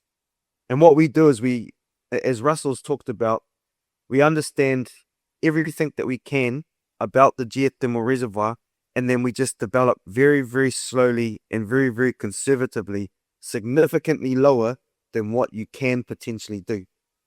But the biggest thing out of all of this is that all of the returns, well, not all of the returns, but a good chunk of the returns from these developments come back to us. So I really love tonight listening to all of the social and you know, the community centers and all that type of stuff, because from the financial returns that we get, that's where we invest our money into. All of those social returns and social goods for our whānau. We have a very, very simple principle where at least 1/3 of the money we make today goes back to social programs around housing, health, education, all of those different things for our whānau. I literally just finished a geothermal kōrero in a place called Hamilton, New Zealand, with about 200 of our whānau to talk about our next stages of geothermal. And one of the coolest things about all of that is that we're talking about our rangatahi, our keiki, our next generation, being the leaders of the innovation of what this looks like next. So one of the things that it's done for us is it's allowed us, we've always been people of geothermal, it's allowed us an avenue to reconnect back to our whakapapa, our lands, our connection to each other, and our connections back to nature. To be able to utilize this resource in an efficient and a sustainable way, it has meant that we have had to learn about this resource, because you cannot use it sustainably and you cannot use it efficiently unless you can understand it. So it's required us to learn more and more and more about our resource. There are areas where we're from, there's actually 10 different geothermal reservoirs. So there's 10 different lololays that sit around our area. Part of those 10 geothermal reservoirs we will never develop because they are sacred to us. They have surface features. They are our papakainga or our ukaipo. They're our where we originally lived as a people. So we never want to develop those sites. But in saying that, we still want to control the resource because then that stops other people from being able to develop those particular sites. So we never say to Indigenous, every site you have, you should develop. No way. This is an Indigenous consideration as into what's right, what's not right, and taking a very measured approach based on Indigenous first instead of losing that right and having other people come in and tell us what it looks like. So from us, from an education perspective, also from a financial perspective, also from a connection perspective, and a mana motuhake, a sovereignty perspective, it has benefited us hugely for all of our whānau, and again for our Hawaiian cousins. If it's beneficial at all to share our story and our journey, we are more than open to sharing what it's been like for us in our 30-year journey of understanding more about what geothermal can do for us and our people going forward. And all I'll say, my last little kōrero is that for us, the alternative of fossil fuels and all of the impacts that you guys are talking about tonight and how those impacts are 10 times more substantial and impactful with fossil fuels, we will always drive to have an answer of trying to figure out what geothermal's part of the answer is, because the battle's not against geothermal. The battle is actually against climate change, fossil fuel, and being able to control and have some insight into our own future, our own mana motuhake, our own sovereignty, as into how we provide energy for ourselves and food and way for ourselves and our tamariki, our keiki into the future. So, kia ora whānau, happy to take any pātai or kōrero whakawhiti or conversate further as well if needed. So, kia ora. Ina koe mana. Ina koe.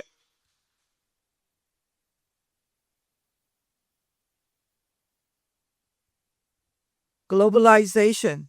Pretty cool. Hey, how about y'all? This is Hawaii right here. This is where I want to be in this meeting. And you talked about exploration. Then you talked about environmental impact statement. So the straws are going in for the exploration is my question. And then the environmental impact statement, yes? No, the straw is for the well when you drill for development purposes.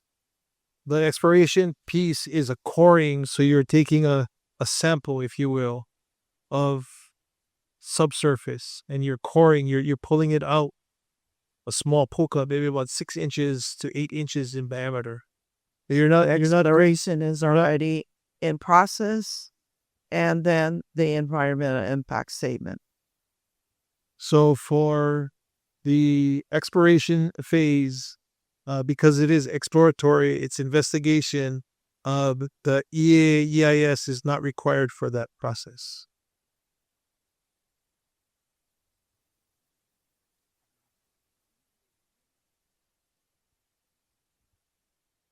Is that happening already? The exploration phase? Yeah, the University of Hawaii does a fair amount of this kind of work. So they're taking in the valley already. Oh, not here though. Oh, okay. Yeah. Okay. Oh no, we're not doing. We're out talking about it, and we're Okay. out trying to raise money to do it, but we're not. It hasn't started yet. No. Okay.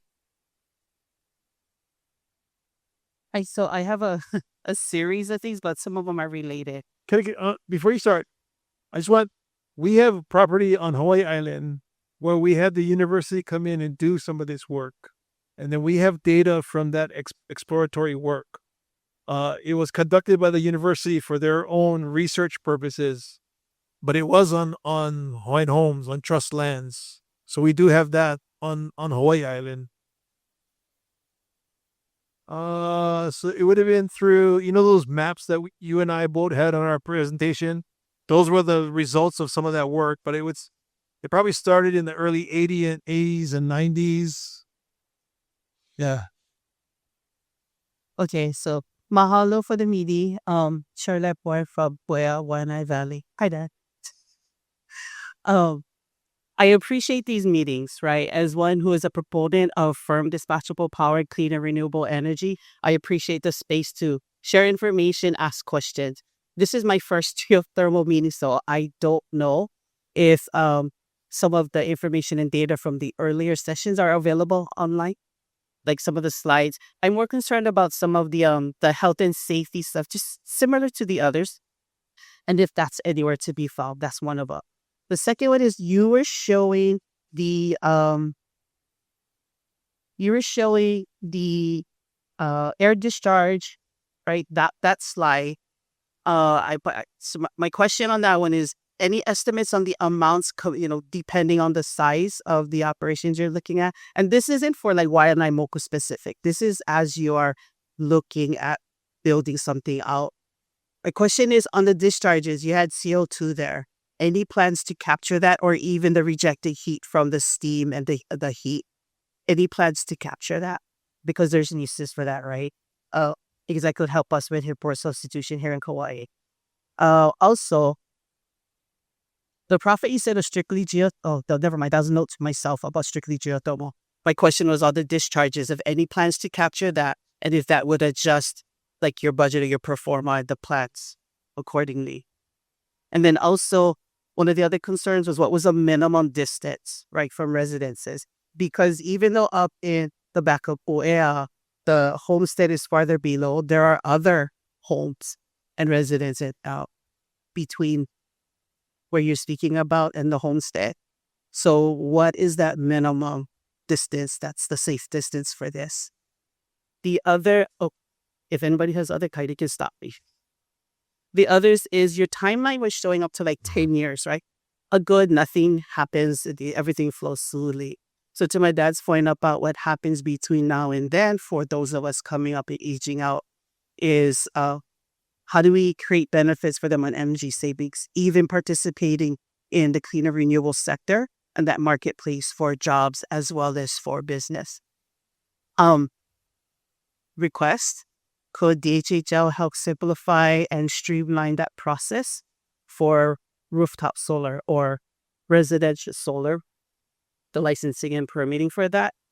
Because if we could get more of that's affordable and more accessible for people now, we get 100 acres of homes that have their own systems versus 100-acre utility solar farm. I think that's much better, right? You did your research. 1 megawatt of solar takes about 5 acres.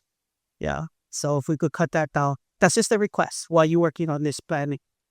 And then I know some of these other properties are not beneficiary lands, but potential to look at employed partnerships besides the Ali Trust, right?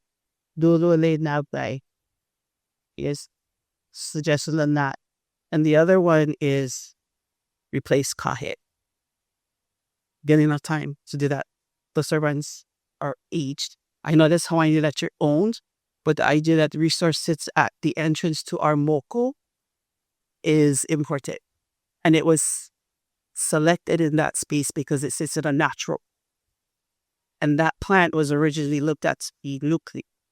So to the concerns about, safety, that's idea to kick around it.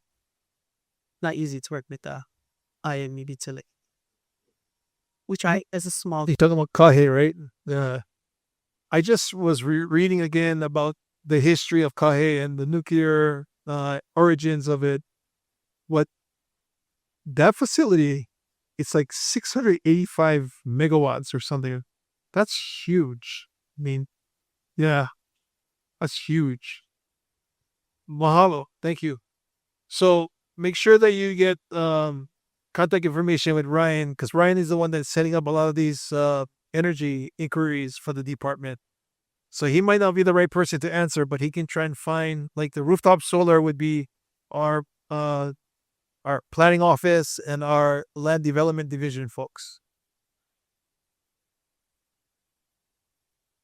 Mahalo. We have one question online. Kainoa is asking, was the DHHL energy policy Po'omaluo shared with the community? Sharing how the conversation about energy was made with beneficiaries in mind.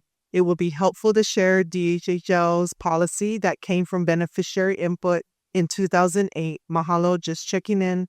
But when the community in the room give their mana'o.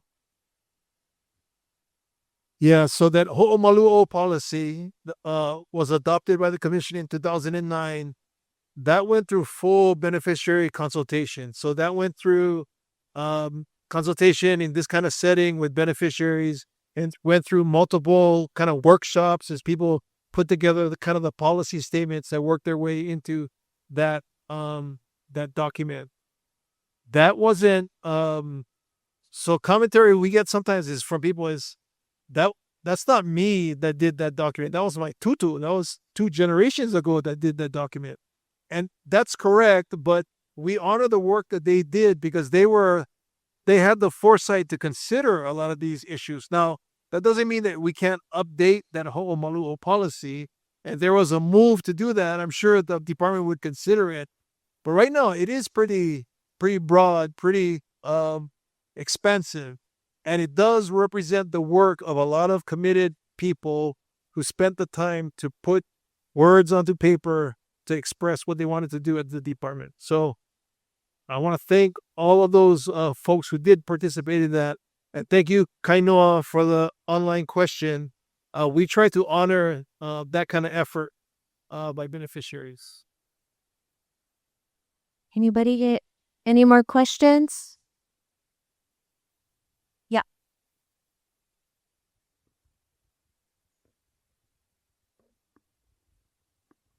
So the power generated by the geothermal plant, is that going to be sold back to Hawaii Electric? Because they own the infrastructure. Maybe. So the basic financial structure is to feed electricity into the grid. That's what's underwritten when you go and you get people to finance the 150 to 200 million you need to build one of these facilities. But that doesn't mean that we have to build out a full generation facility to feed it to the grid. We could do a much smaller. In our normal presentation, we had different examples. We showed a small 2 megawatt facility that was built in Japan. That would be only enough to power your neighborhood or your this moku if you had 2 megawatts and some of the this use of offtake of electricity. So you have options, but unless we go figure out whether we have options, we never get to that point. But yes, the big full generate revenue for the department would be dependent upon selling electricity into the grid. And unfortunately, the grid is owned by Hawaii Electric. Well, not only is it owned by Hawaii Electric, it's also aged. Yeah. That's the other thing, right? So it's not meant to handle all of that power coming from Waianae Valley flowing down and out. It's the other way around, right? All of the high voltage lines all come from Kahe Power Plant and get smaller as it goes into the valley, right? So we're talking major infrastructure changes that would have to happen. That one again would impact community. We know Waianae Valley only get 2 lanes going up the whole valley, right? So just wanted to make sure that is looked at too, like, because all of that, the current grid that HECO has, I mean, Nanakuli's been going out how many times this week? Nanakuli lost power how many times? And they don't want to answer for us. How come the power went out? 3 times went out this week, right? So that's things that we gotta make sure that we're taking into consideration. I mean, if it's to the point where you guys are gonna be selling, because we're talking about 30 megawatts, right? You're talking about transmission lines to get that power distributed, not tying into the grid right there in the valley, because that's not gonna happen. We're talking about those big lines that come over the valley that is transmitted on those big poles, right? So, would almost make sense if you're going to partner with them, right? I don't know. I'm trying to pull up the maps to see the geothermal availability and those areas. And it's kind of concerning because all the maps that are online on Civil Beat and all of that, it's all pixelated. You can't even zoom in and see where and what properties is available, right? So Hawaiian Electric is going through this series of studies and investigation into how to improve their grid system with respect to pockets of geothermal development. So they're going through the communities. They have these different, I forget what they call them, pods or regions or something. But so we were participating in those discussions, and we were advocating hard for Leeward because of the reasons that you're talking about, that brownouts and lack of reliability. We're still fighting that fight right now. But if we were to do generation on the Leeward Coast somewhere, they'd have to bring improvements to their system to this side of the island. But you're right, that doesn't happen overnight. That's like a Well, not only that, but year. then they're not going to say, "Oh, no worry, we'll absorb the cost." They're going to just pass that down to us, right? So that means over the next 30 years before the plant is set up, the cost going to rise exponentially, right? So I mean, unfortunately, right? And the only reason why I was asking is because there is a giant parcel of property right next to Kahe Power Plant that is not being used, that they own. So if we go sell back geothermal energy to them, it's closer to the ground. I don't know. I'm trying to find that map that'll show it, whether or not we could even do it there. But it's right next to the power plant. It would kind of make sense to put it there instead of in the back of the valley where houses are and where... I agree. Unfortunately, that's not trust land, right? So we'd have to work something. I think that should be a consideration, because putting in the back of where everybody lives, and the reason why I'm so adamant about not putting it there is because my friend's family lives right below PVT, and multiple members of his family has cancer. I had to watch them cry and struggle and feel like they was going to die. And I don't want that for our people. You know what I mean? It's not going to be one of these things where later on it's, oh, shoot, we never know this was going to happen. That we cannot afford that. The risk is too high. My daughter is 10 years old. What you talking about? She's going to be 30 years old. She's going to be looking for Hawaiian homestead property, right? For go live. She's more Hawaiian than me because my wife is more Hawaiian than me. But I would love for those things to benefit her, but not at the cost of our own people. It's got to be a win-win. Cannot be anything less than that.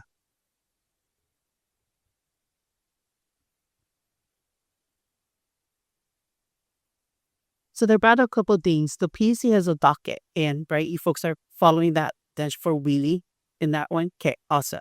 And then the other, I think you're referring to part of what the Hawaiian Electric is going through the next IGP, RP process, and the reses. So it's trying to push hard for our side as well. That's not one of the priorities right now. Yeah, but you need it, because even if we're just looking at residential rooftop solar, we didn't have the capacity, right? Before, some years ago, you look at it's all read out because the capacity fill our minds. But we need those increments. Glad you guys are paying attention to that too. I've been up against waves. I mean, like huge 45-foot waves. And where I'm at today, taking some parts of the pass, Thaddeus Davis was the Pentagon representative. He was here. We had many meetings with him. So he came up with buffer and bunker. And that's his theory. If you can kind of like look it up. Okay. We do have DHHL in a bunker houses that they built near the Waianae Elementary School. Are you aware of that? They're bunker houses. So what bunker means, if you enter the house, all the air that comes into the house is filtered. So you're breathing filtered air. I mean, it's all the toxics from toxic. So DHHL did do that, and it's successful.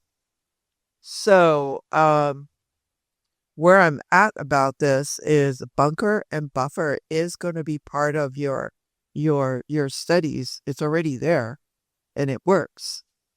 So we don't live in a bunker houses. I'm not sure 3 miles from the military um, um, is the buffer zone that the Pentagon worked on.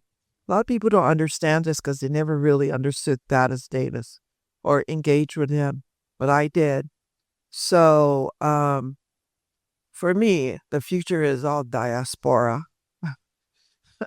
So I'm taking a look at this. Should it go further? And of course, nuclear is a talk out there. It is happening, by the way. The nuclear starting already here in Hawaii. On the ships and stuff that's coming here. So I don't know. I'm a futurist, so I'm just here on that basis.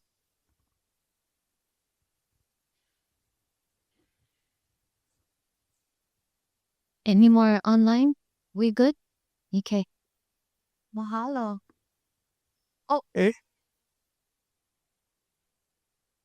I just want to say mahalo to the people online because I don't see you in person, but Mana and Andy and Kainua and Sybil and everybody else who stuck it out. Mahalo for being there, and then all of you for sticking it out. Mahalo.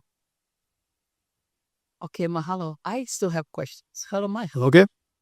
So I want to thank Wayne for manning the corner back there because I thought it was DHHL. And he's not because wow, since when does DHHL? Yeah. Okay.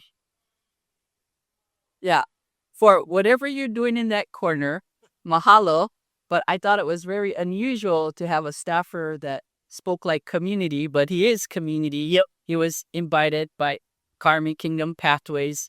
So mahalo nui. So, for Waianae, it is a cockboat that, it's just touching base with those people that know other people, and we're just happy to always love up on each other. We don't always agree, and that's okay too. So I asked Nang if he could kind of follow me because I have a word memory. So I think the first people that I have for this is the one HSAO's December 2025, the Waianae and I don't know, Shar, did we participate in this? The 2025 Waianae Energy Plan?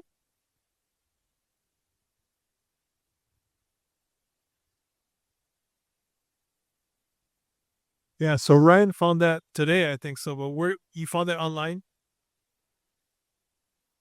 Oh yeah. No. So that's why we gotta use the slides because it's right here I forget. But so it's some of these things that go back to years like that Olo Duo, right? Ho'omalu'o, yeah. Ho'omalu'o. So that goes back to previous times. So it's important that we engage now for our OPO or our mo'opuna. Because to me, it's about the mo'opuna's mo'opuna that always keeps me active. So it's good to see that some of the things that were worked on in the past, we bring it up because until we update it, that's going to be where we're standing up. But then that also brings the case don't necessarily need to update it, but maybe we should reassert it or redefine it or reconfirm it, because that's almost 20 years old. And by the time we get to it, because it takes a while to do these types of planning. So maybe that could go on the schedule because what we faced 15 years ago and what we're looking at now is a big difference. So perhaps we could start revisiting that in regards to the energy because that's what we're looking at. Okay, babe, the next one is where we're talking about the Ring of Fire. And so I'm glad that we have our cousins from Aotearoa. And, to me, it's we're fortunate that we do have this, that Kele is here with us. She's not gone away. She's still with us. And that's what brings up our cultural, our historical relationship to her and how it affects us as a people.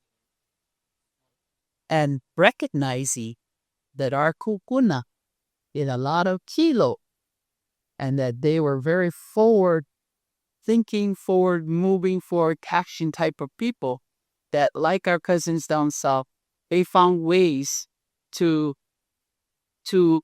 implement innovation, implement what we're doing here so that we could utilize it, which means that it's not going to be where you want it.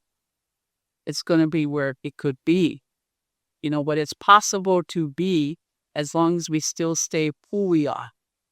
Yeah. And acknowledge all of the people. And also wanted to thank Demont and for showing the Waianae Valley community, because from my community, Waianae Valley Homestead, there has been concerns about how close is it going to be to us? But we're only in phase 1. I don't know, for some reason I thought that we're at phase 3 and like we're one of the the top 3, and it's like, wow, how did we get there so blatant? So we know that it's gonna right. So even though I've seen this slide, so it's finally hit me. It's like, okay, we're still in phase 1, which means that there is going to be a lot of revenue. So I'm glad that our chairman is looking to partner with our Ani'i Trust and other entities and large cooperative homeowners that are Kanaka O'ini, supporters. And it's not about the money, but it's about what can we do to better our situation, to help our people. Not just today, but again, that's what I'm shooting for. And that's how long it take. It might take my 2-year-olds to have a child, and maybe even more before we see any progress in it. Should people decide that that's what we want to do. Because like my cousin had said in Ingoalua Lake, they still manage and reside on 22 acres. So for them as an ohana, they're not too keen on it. So I encourage everybody to let our commissioners know tonight, because 11:59 is the deadline. But if we don't get it in tonight, we can still submit it and present it to the commissioners when it comes before them. But we still haven't even had an official beneficiary consultation. So right now, the department is very open to having these early conversations. And that's what we need, so that we're not, fear-mongery, so we're not hateful, but so that we can have honest, truthful dialogue, even in disagreement. I ordered it. And again, I like your slides about the types of geothermal energy systems. So one of the concerns that I had, and I don't know that it's on this slide, I think it's the other one, where I love that too. Oh, did I skip that? Am I skipping some? Okay, because I like that other slide. I don't know that I have it. But this one here, babe. Yeah. So this one here, it shows a lot about the, and you even talked about it. How do you guys go down and get it? It comes up. Because that whole process, again, years, one, before we see anything. But that would be even if we get to this point. Because first we gotta agree to get to that point. Sorry, let me try it. Well, here, the one with the steam factory, babe, and the lake with the water beside it. Yeah. So we on the west side, I'd rather see this steam compared to what we see out of Ito, because we know that's apples and oranges. And this steam here, if we're doing it right, as be cleansed. So it's just a matter of that visual. But then informed people, this visual picture that we see is a result of proper tacking, of proper processing, management, and release. But I would also like to know, are we going to have some air filters, air monitors within that vicinity to ensure that it's, opposed to just depending upon internal metrics? Are we going to have something outside? So based on state law and state monitoring by the Department of Health, You have to qualify with both. No.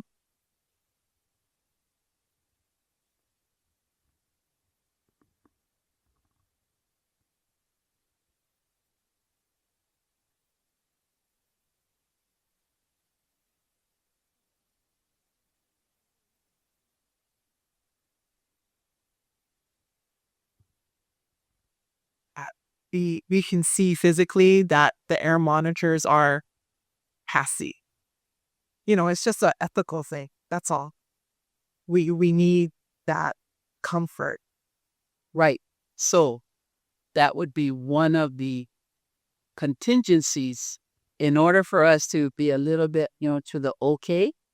They have to agree to it because, like brother cousin had shared, they don't go to the max. They stay within safety measures.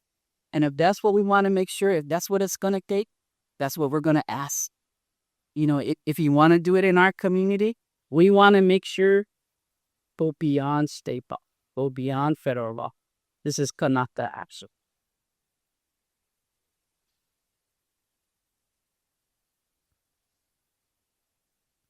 Steve. Isn't steel another source of energy? Why isn't it being captured? Yeah. Why isn't it being recycled? I mean, that's just what I see. Another innovation.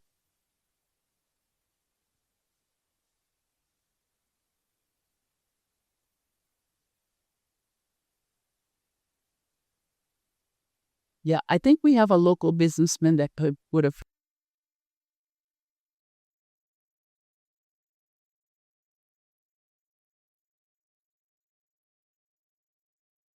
Here we could have a wine night business owner that could utilize that. Thank you for that, Uncle. The other one that I was concerned about was having when we went in to extract, is he put out, Meji process it, and then when we cleansed it, Steve processed it, he sent it back down into the Haina. Tarumiyo and Shuyeze properties, jewels, monitors, that you went all the way into the Mangwa. For all that did this, whatever is skill power, opposed to utterly unwittingly be set the fracking. So it's that when they go down, they know that they have that heat, so they know that this is a Kuiper response from a turned with fluid. So again, just these the really concerns. And I love the photo that you folks got, where you had the solar panel, all of those yellow, and then that one block in the top there. But for that, say, actually greater amount of energy, it just the smaller footprints. I mean, how awesome is that, right? But that smaller footprint is going to meet that surrounding area for a safety perimeter. So in essence, we're still going to be a lot of nights. So that's a feature involved. Even for Brian, I have to also say addresses limited to those things. But the other bit is weather can be hammers that get forever skipped one night battle for one day supper. So we're not just enough for hard to be sitting at fried shit. And as the Tuesday's J agenda, information is one of our general series, BTH, they mentioned was supposed to amount resources that go to his project. This is your opportunity for harvest the other entities business actually and recognizing that sometimes it's not always that brave because it's out non-connected that these support is. So if that is the case, as long as it recognize has a priority because precedents. So that, it's like Kanaka Bear, I created our own table. So now we're in, let's say, Kuski Strikes Sport Pass. So she was concerned that those really is take away from books. But that's a concern that I take. More that you can get external revenue to kind of patch us or be because somewhat inexpensive downsaturated of the companies, but to bring in more partnerment that way I shares stays baby boys. That's parts the good soils, but also like I'll be a people that need to get on the lab. Yeah. I'm just so thankful that you both came out sharing with us. Mahalo.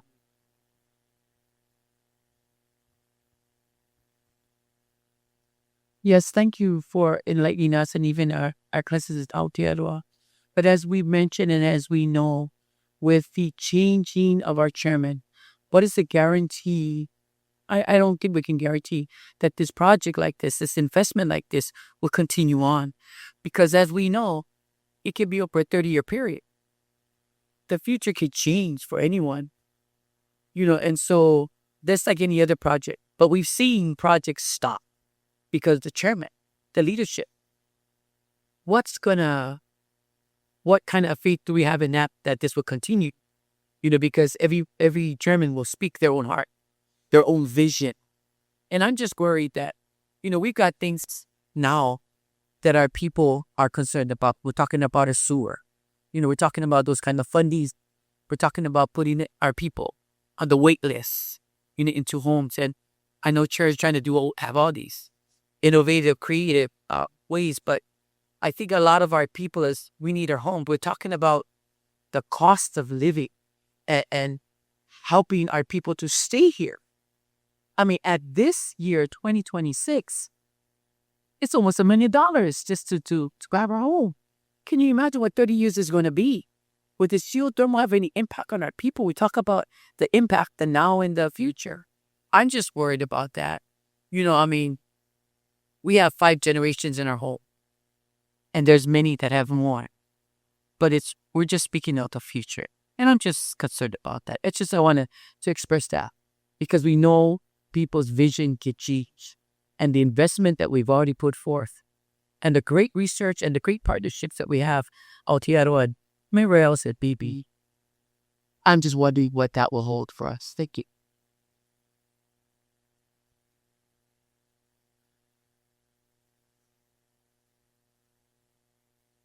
All right.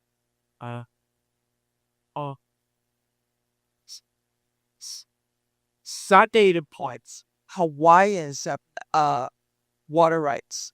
And that's mostly like Judge Richardson Supreme Court. So we need to the common law is a British law. So that's kind of like a little bit of fight out there that we need to understand that exists. So steam is water, water is steam. Yeah, keep that in mind.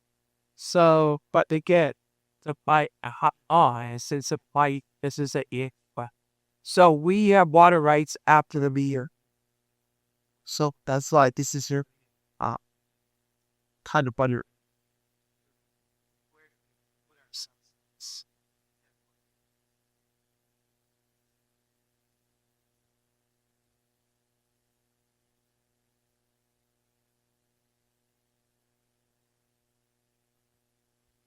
So it's almost 8:25. If Cedric, if you're okay, so, you could maybe talk a little bit more about the other energy programs. If folks are here, maybe another 15, 20 minutes so that we could be out of here for 9. And this would just be sharing night with us. So this is just an opportunity to hear about the genesis, and if we get to it, girls, this is it. So, like I said earlier, I've been with the department just for a few months, but one of the first tasks I was given was for Chair Watson to take a look at our current energy portfolio see how it can be expanded through the whole Maluo policy through that lens, can see maybe what mistakes we made in the past. And in the preliminary research, it's shocking how many projects have gone to beneficiary cultivation and have been derailed and not actually put into production for various reasons.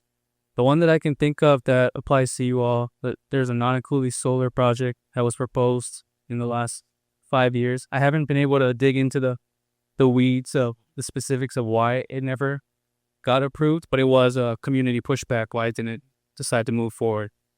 We're talking about current projects. Most of the ones that are in the pipeline are actually on the Big Island, because that's where the Ihiko RFP was released for. You've got 2 biofuel projects, one in East Hawaii, one in West Hawaii that we're working on right now to put out to bid for other developers. But really, the sustainable tire project you wanted to talk more about, we recognized, Nanakuli stood up and said, ole to another landfill out here. And we're trying to, find a solution, turn that trash into something actually the beneficiaries can benefit from. I think we are lucky to be approached by Genesis Oahu, this company that is community focused and would rather partner with us than no private landowner. They're already being courted by private landowners because their technology is so promising, and it creates its output after it turns the trash through its production process. The output is renewable diesel, which there's a very high demand for in Hawaii, and that demand will only grow as the Navahine settlement requirements increase, sort of like the 2045 100% renewable energy mandate. So that we're still in the very early stages. We're trying to find the right site, trying to make, the limited parcels that we do have available. We're trying to, select the best one where the community would be okay with a, trash processing facility. But really, it's going to take a lot more than just community support. We're going to have to do a lot of infrastructure investment, and including the roads, the utilities, everything. And, we're going to be working with other state agencies to hopefully accomplish this, because there is a growing need for land or landfill diversion. That's actually one of the few projects that I've seen so far. It's actually been very supportive in the beneficiary community. I think everybody on the west side can agree that we don't want to take any more trash. And if there's an opportunity to actually turn it into something productive and we be able to, benefit and further our homesteading program, then, it's a win-win, like what we've been talking about. I'm looking forward to this journey of trying to make it work with the land, with the investors, with our department, and with the community. But, it's still very much in its early stages, and just trying to learn from the past of the projects that haven't been able to get off the ground.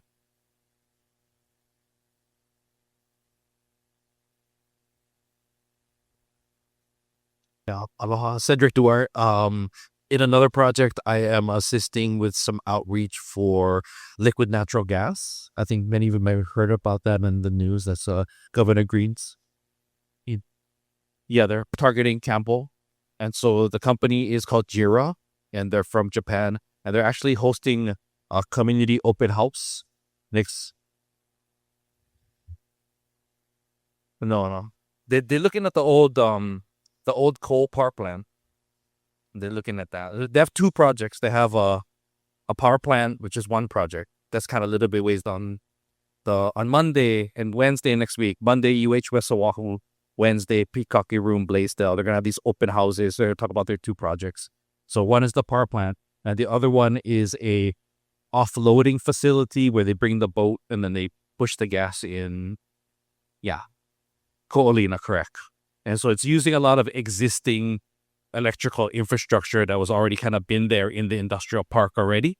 And so just like the geothermal project, it's a firm power, and it's fairly new technology, and they're in the early stages. So they're trying to talk to the community about it.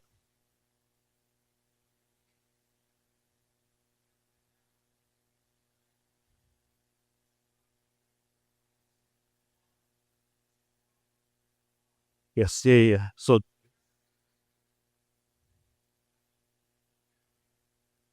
that's correct. So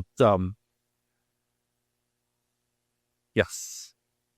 I would just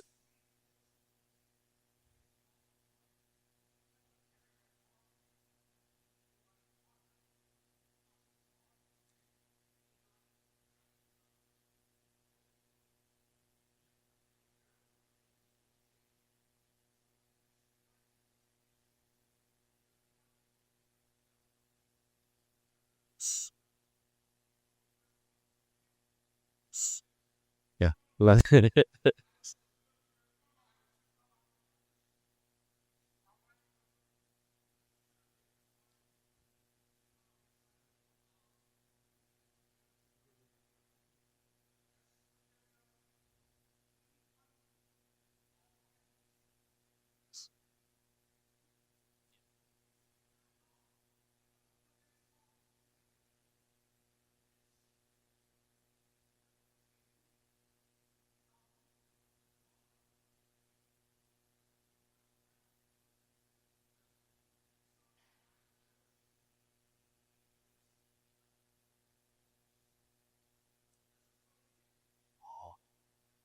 Desal plant. Yep.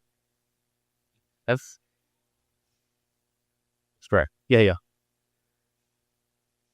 I know that Board of Water Supply has a desal plant in the planning stages in the Eva area. Yeah. Kalailua for Hawaiian homelands. Yeah. Yeah. If you ask Ernie, he says we always need more water. So so yes, correct. That's correct. That's correct.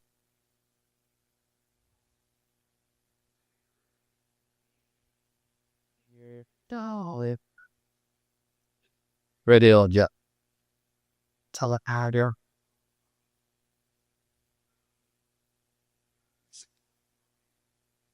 That's a good point. That's a good point. Yeah. That's a good point. Oh.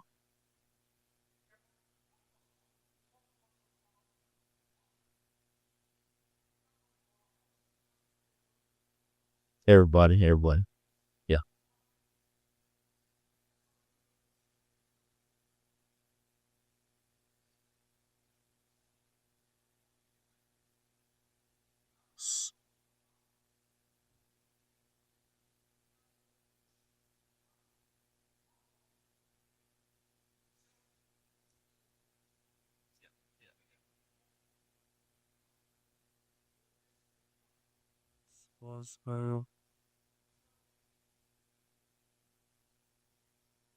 It's good. So yeah, liquid natural gas. Russ is Monday UH West open house, and Honolulu plays the open house. They'll have all their experts there to kind of share. Not really community meeting style. They can have like tables. You go to each table and get information, and then biodiesel project, the geothermal project. Sorry. But thank you for having us. We appreciate. We always like coming out. At least I do. Mahalo everybody. Good technical equipment. Excellent.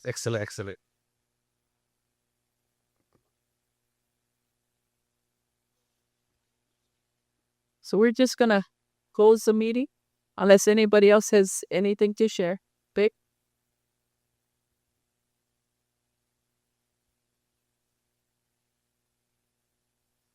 Mahalo ke akua for this evening. Father, we just thank you for all those that were able to connect tonight, Lord God. Thank you for the Ike, Lord. Thank you for the questions. Thank you, Lord, just for the knowledge, God, that was shared tonight, Lord. That we maybe go home and ponder, Lord, but not only ponder, take action. We have until 11:59 tonight to put in our comments. And we know, God, this is only the beginning. Lord, we're only in the first stage, God. We ask and we thank you, Lord, for the visionaries that we have in the department, in our Kingdom Pathways, God, Aotearoa, Lord, all of these people, Lord, community mostly, Lord God. And Lord, as we depart from this place, never from your presence, Lord, that your angels may continue to take us safely back home, Lord God. And in all these things, we want to give you the praise, the honor, and the glory. In your mighty name, Jesus. Amen.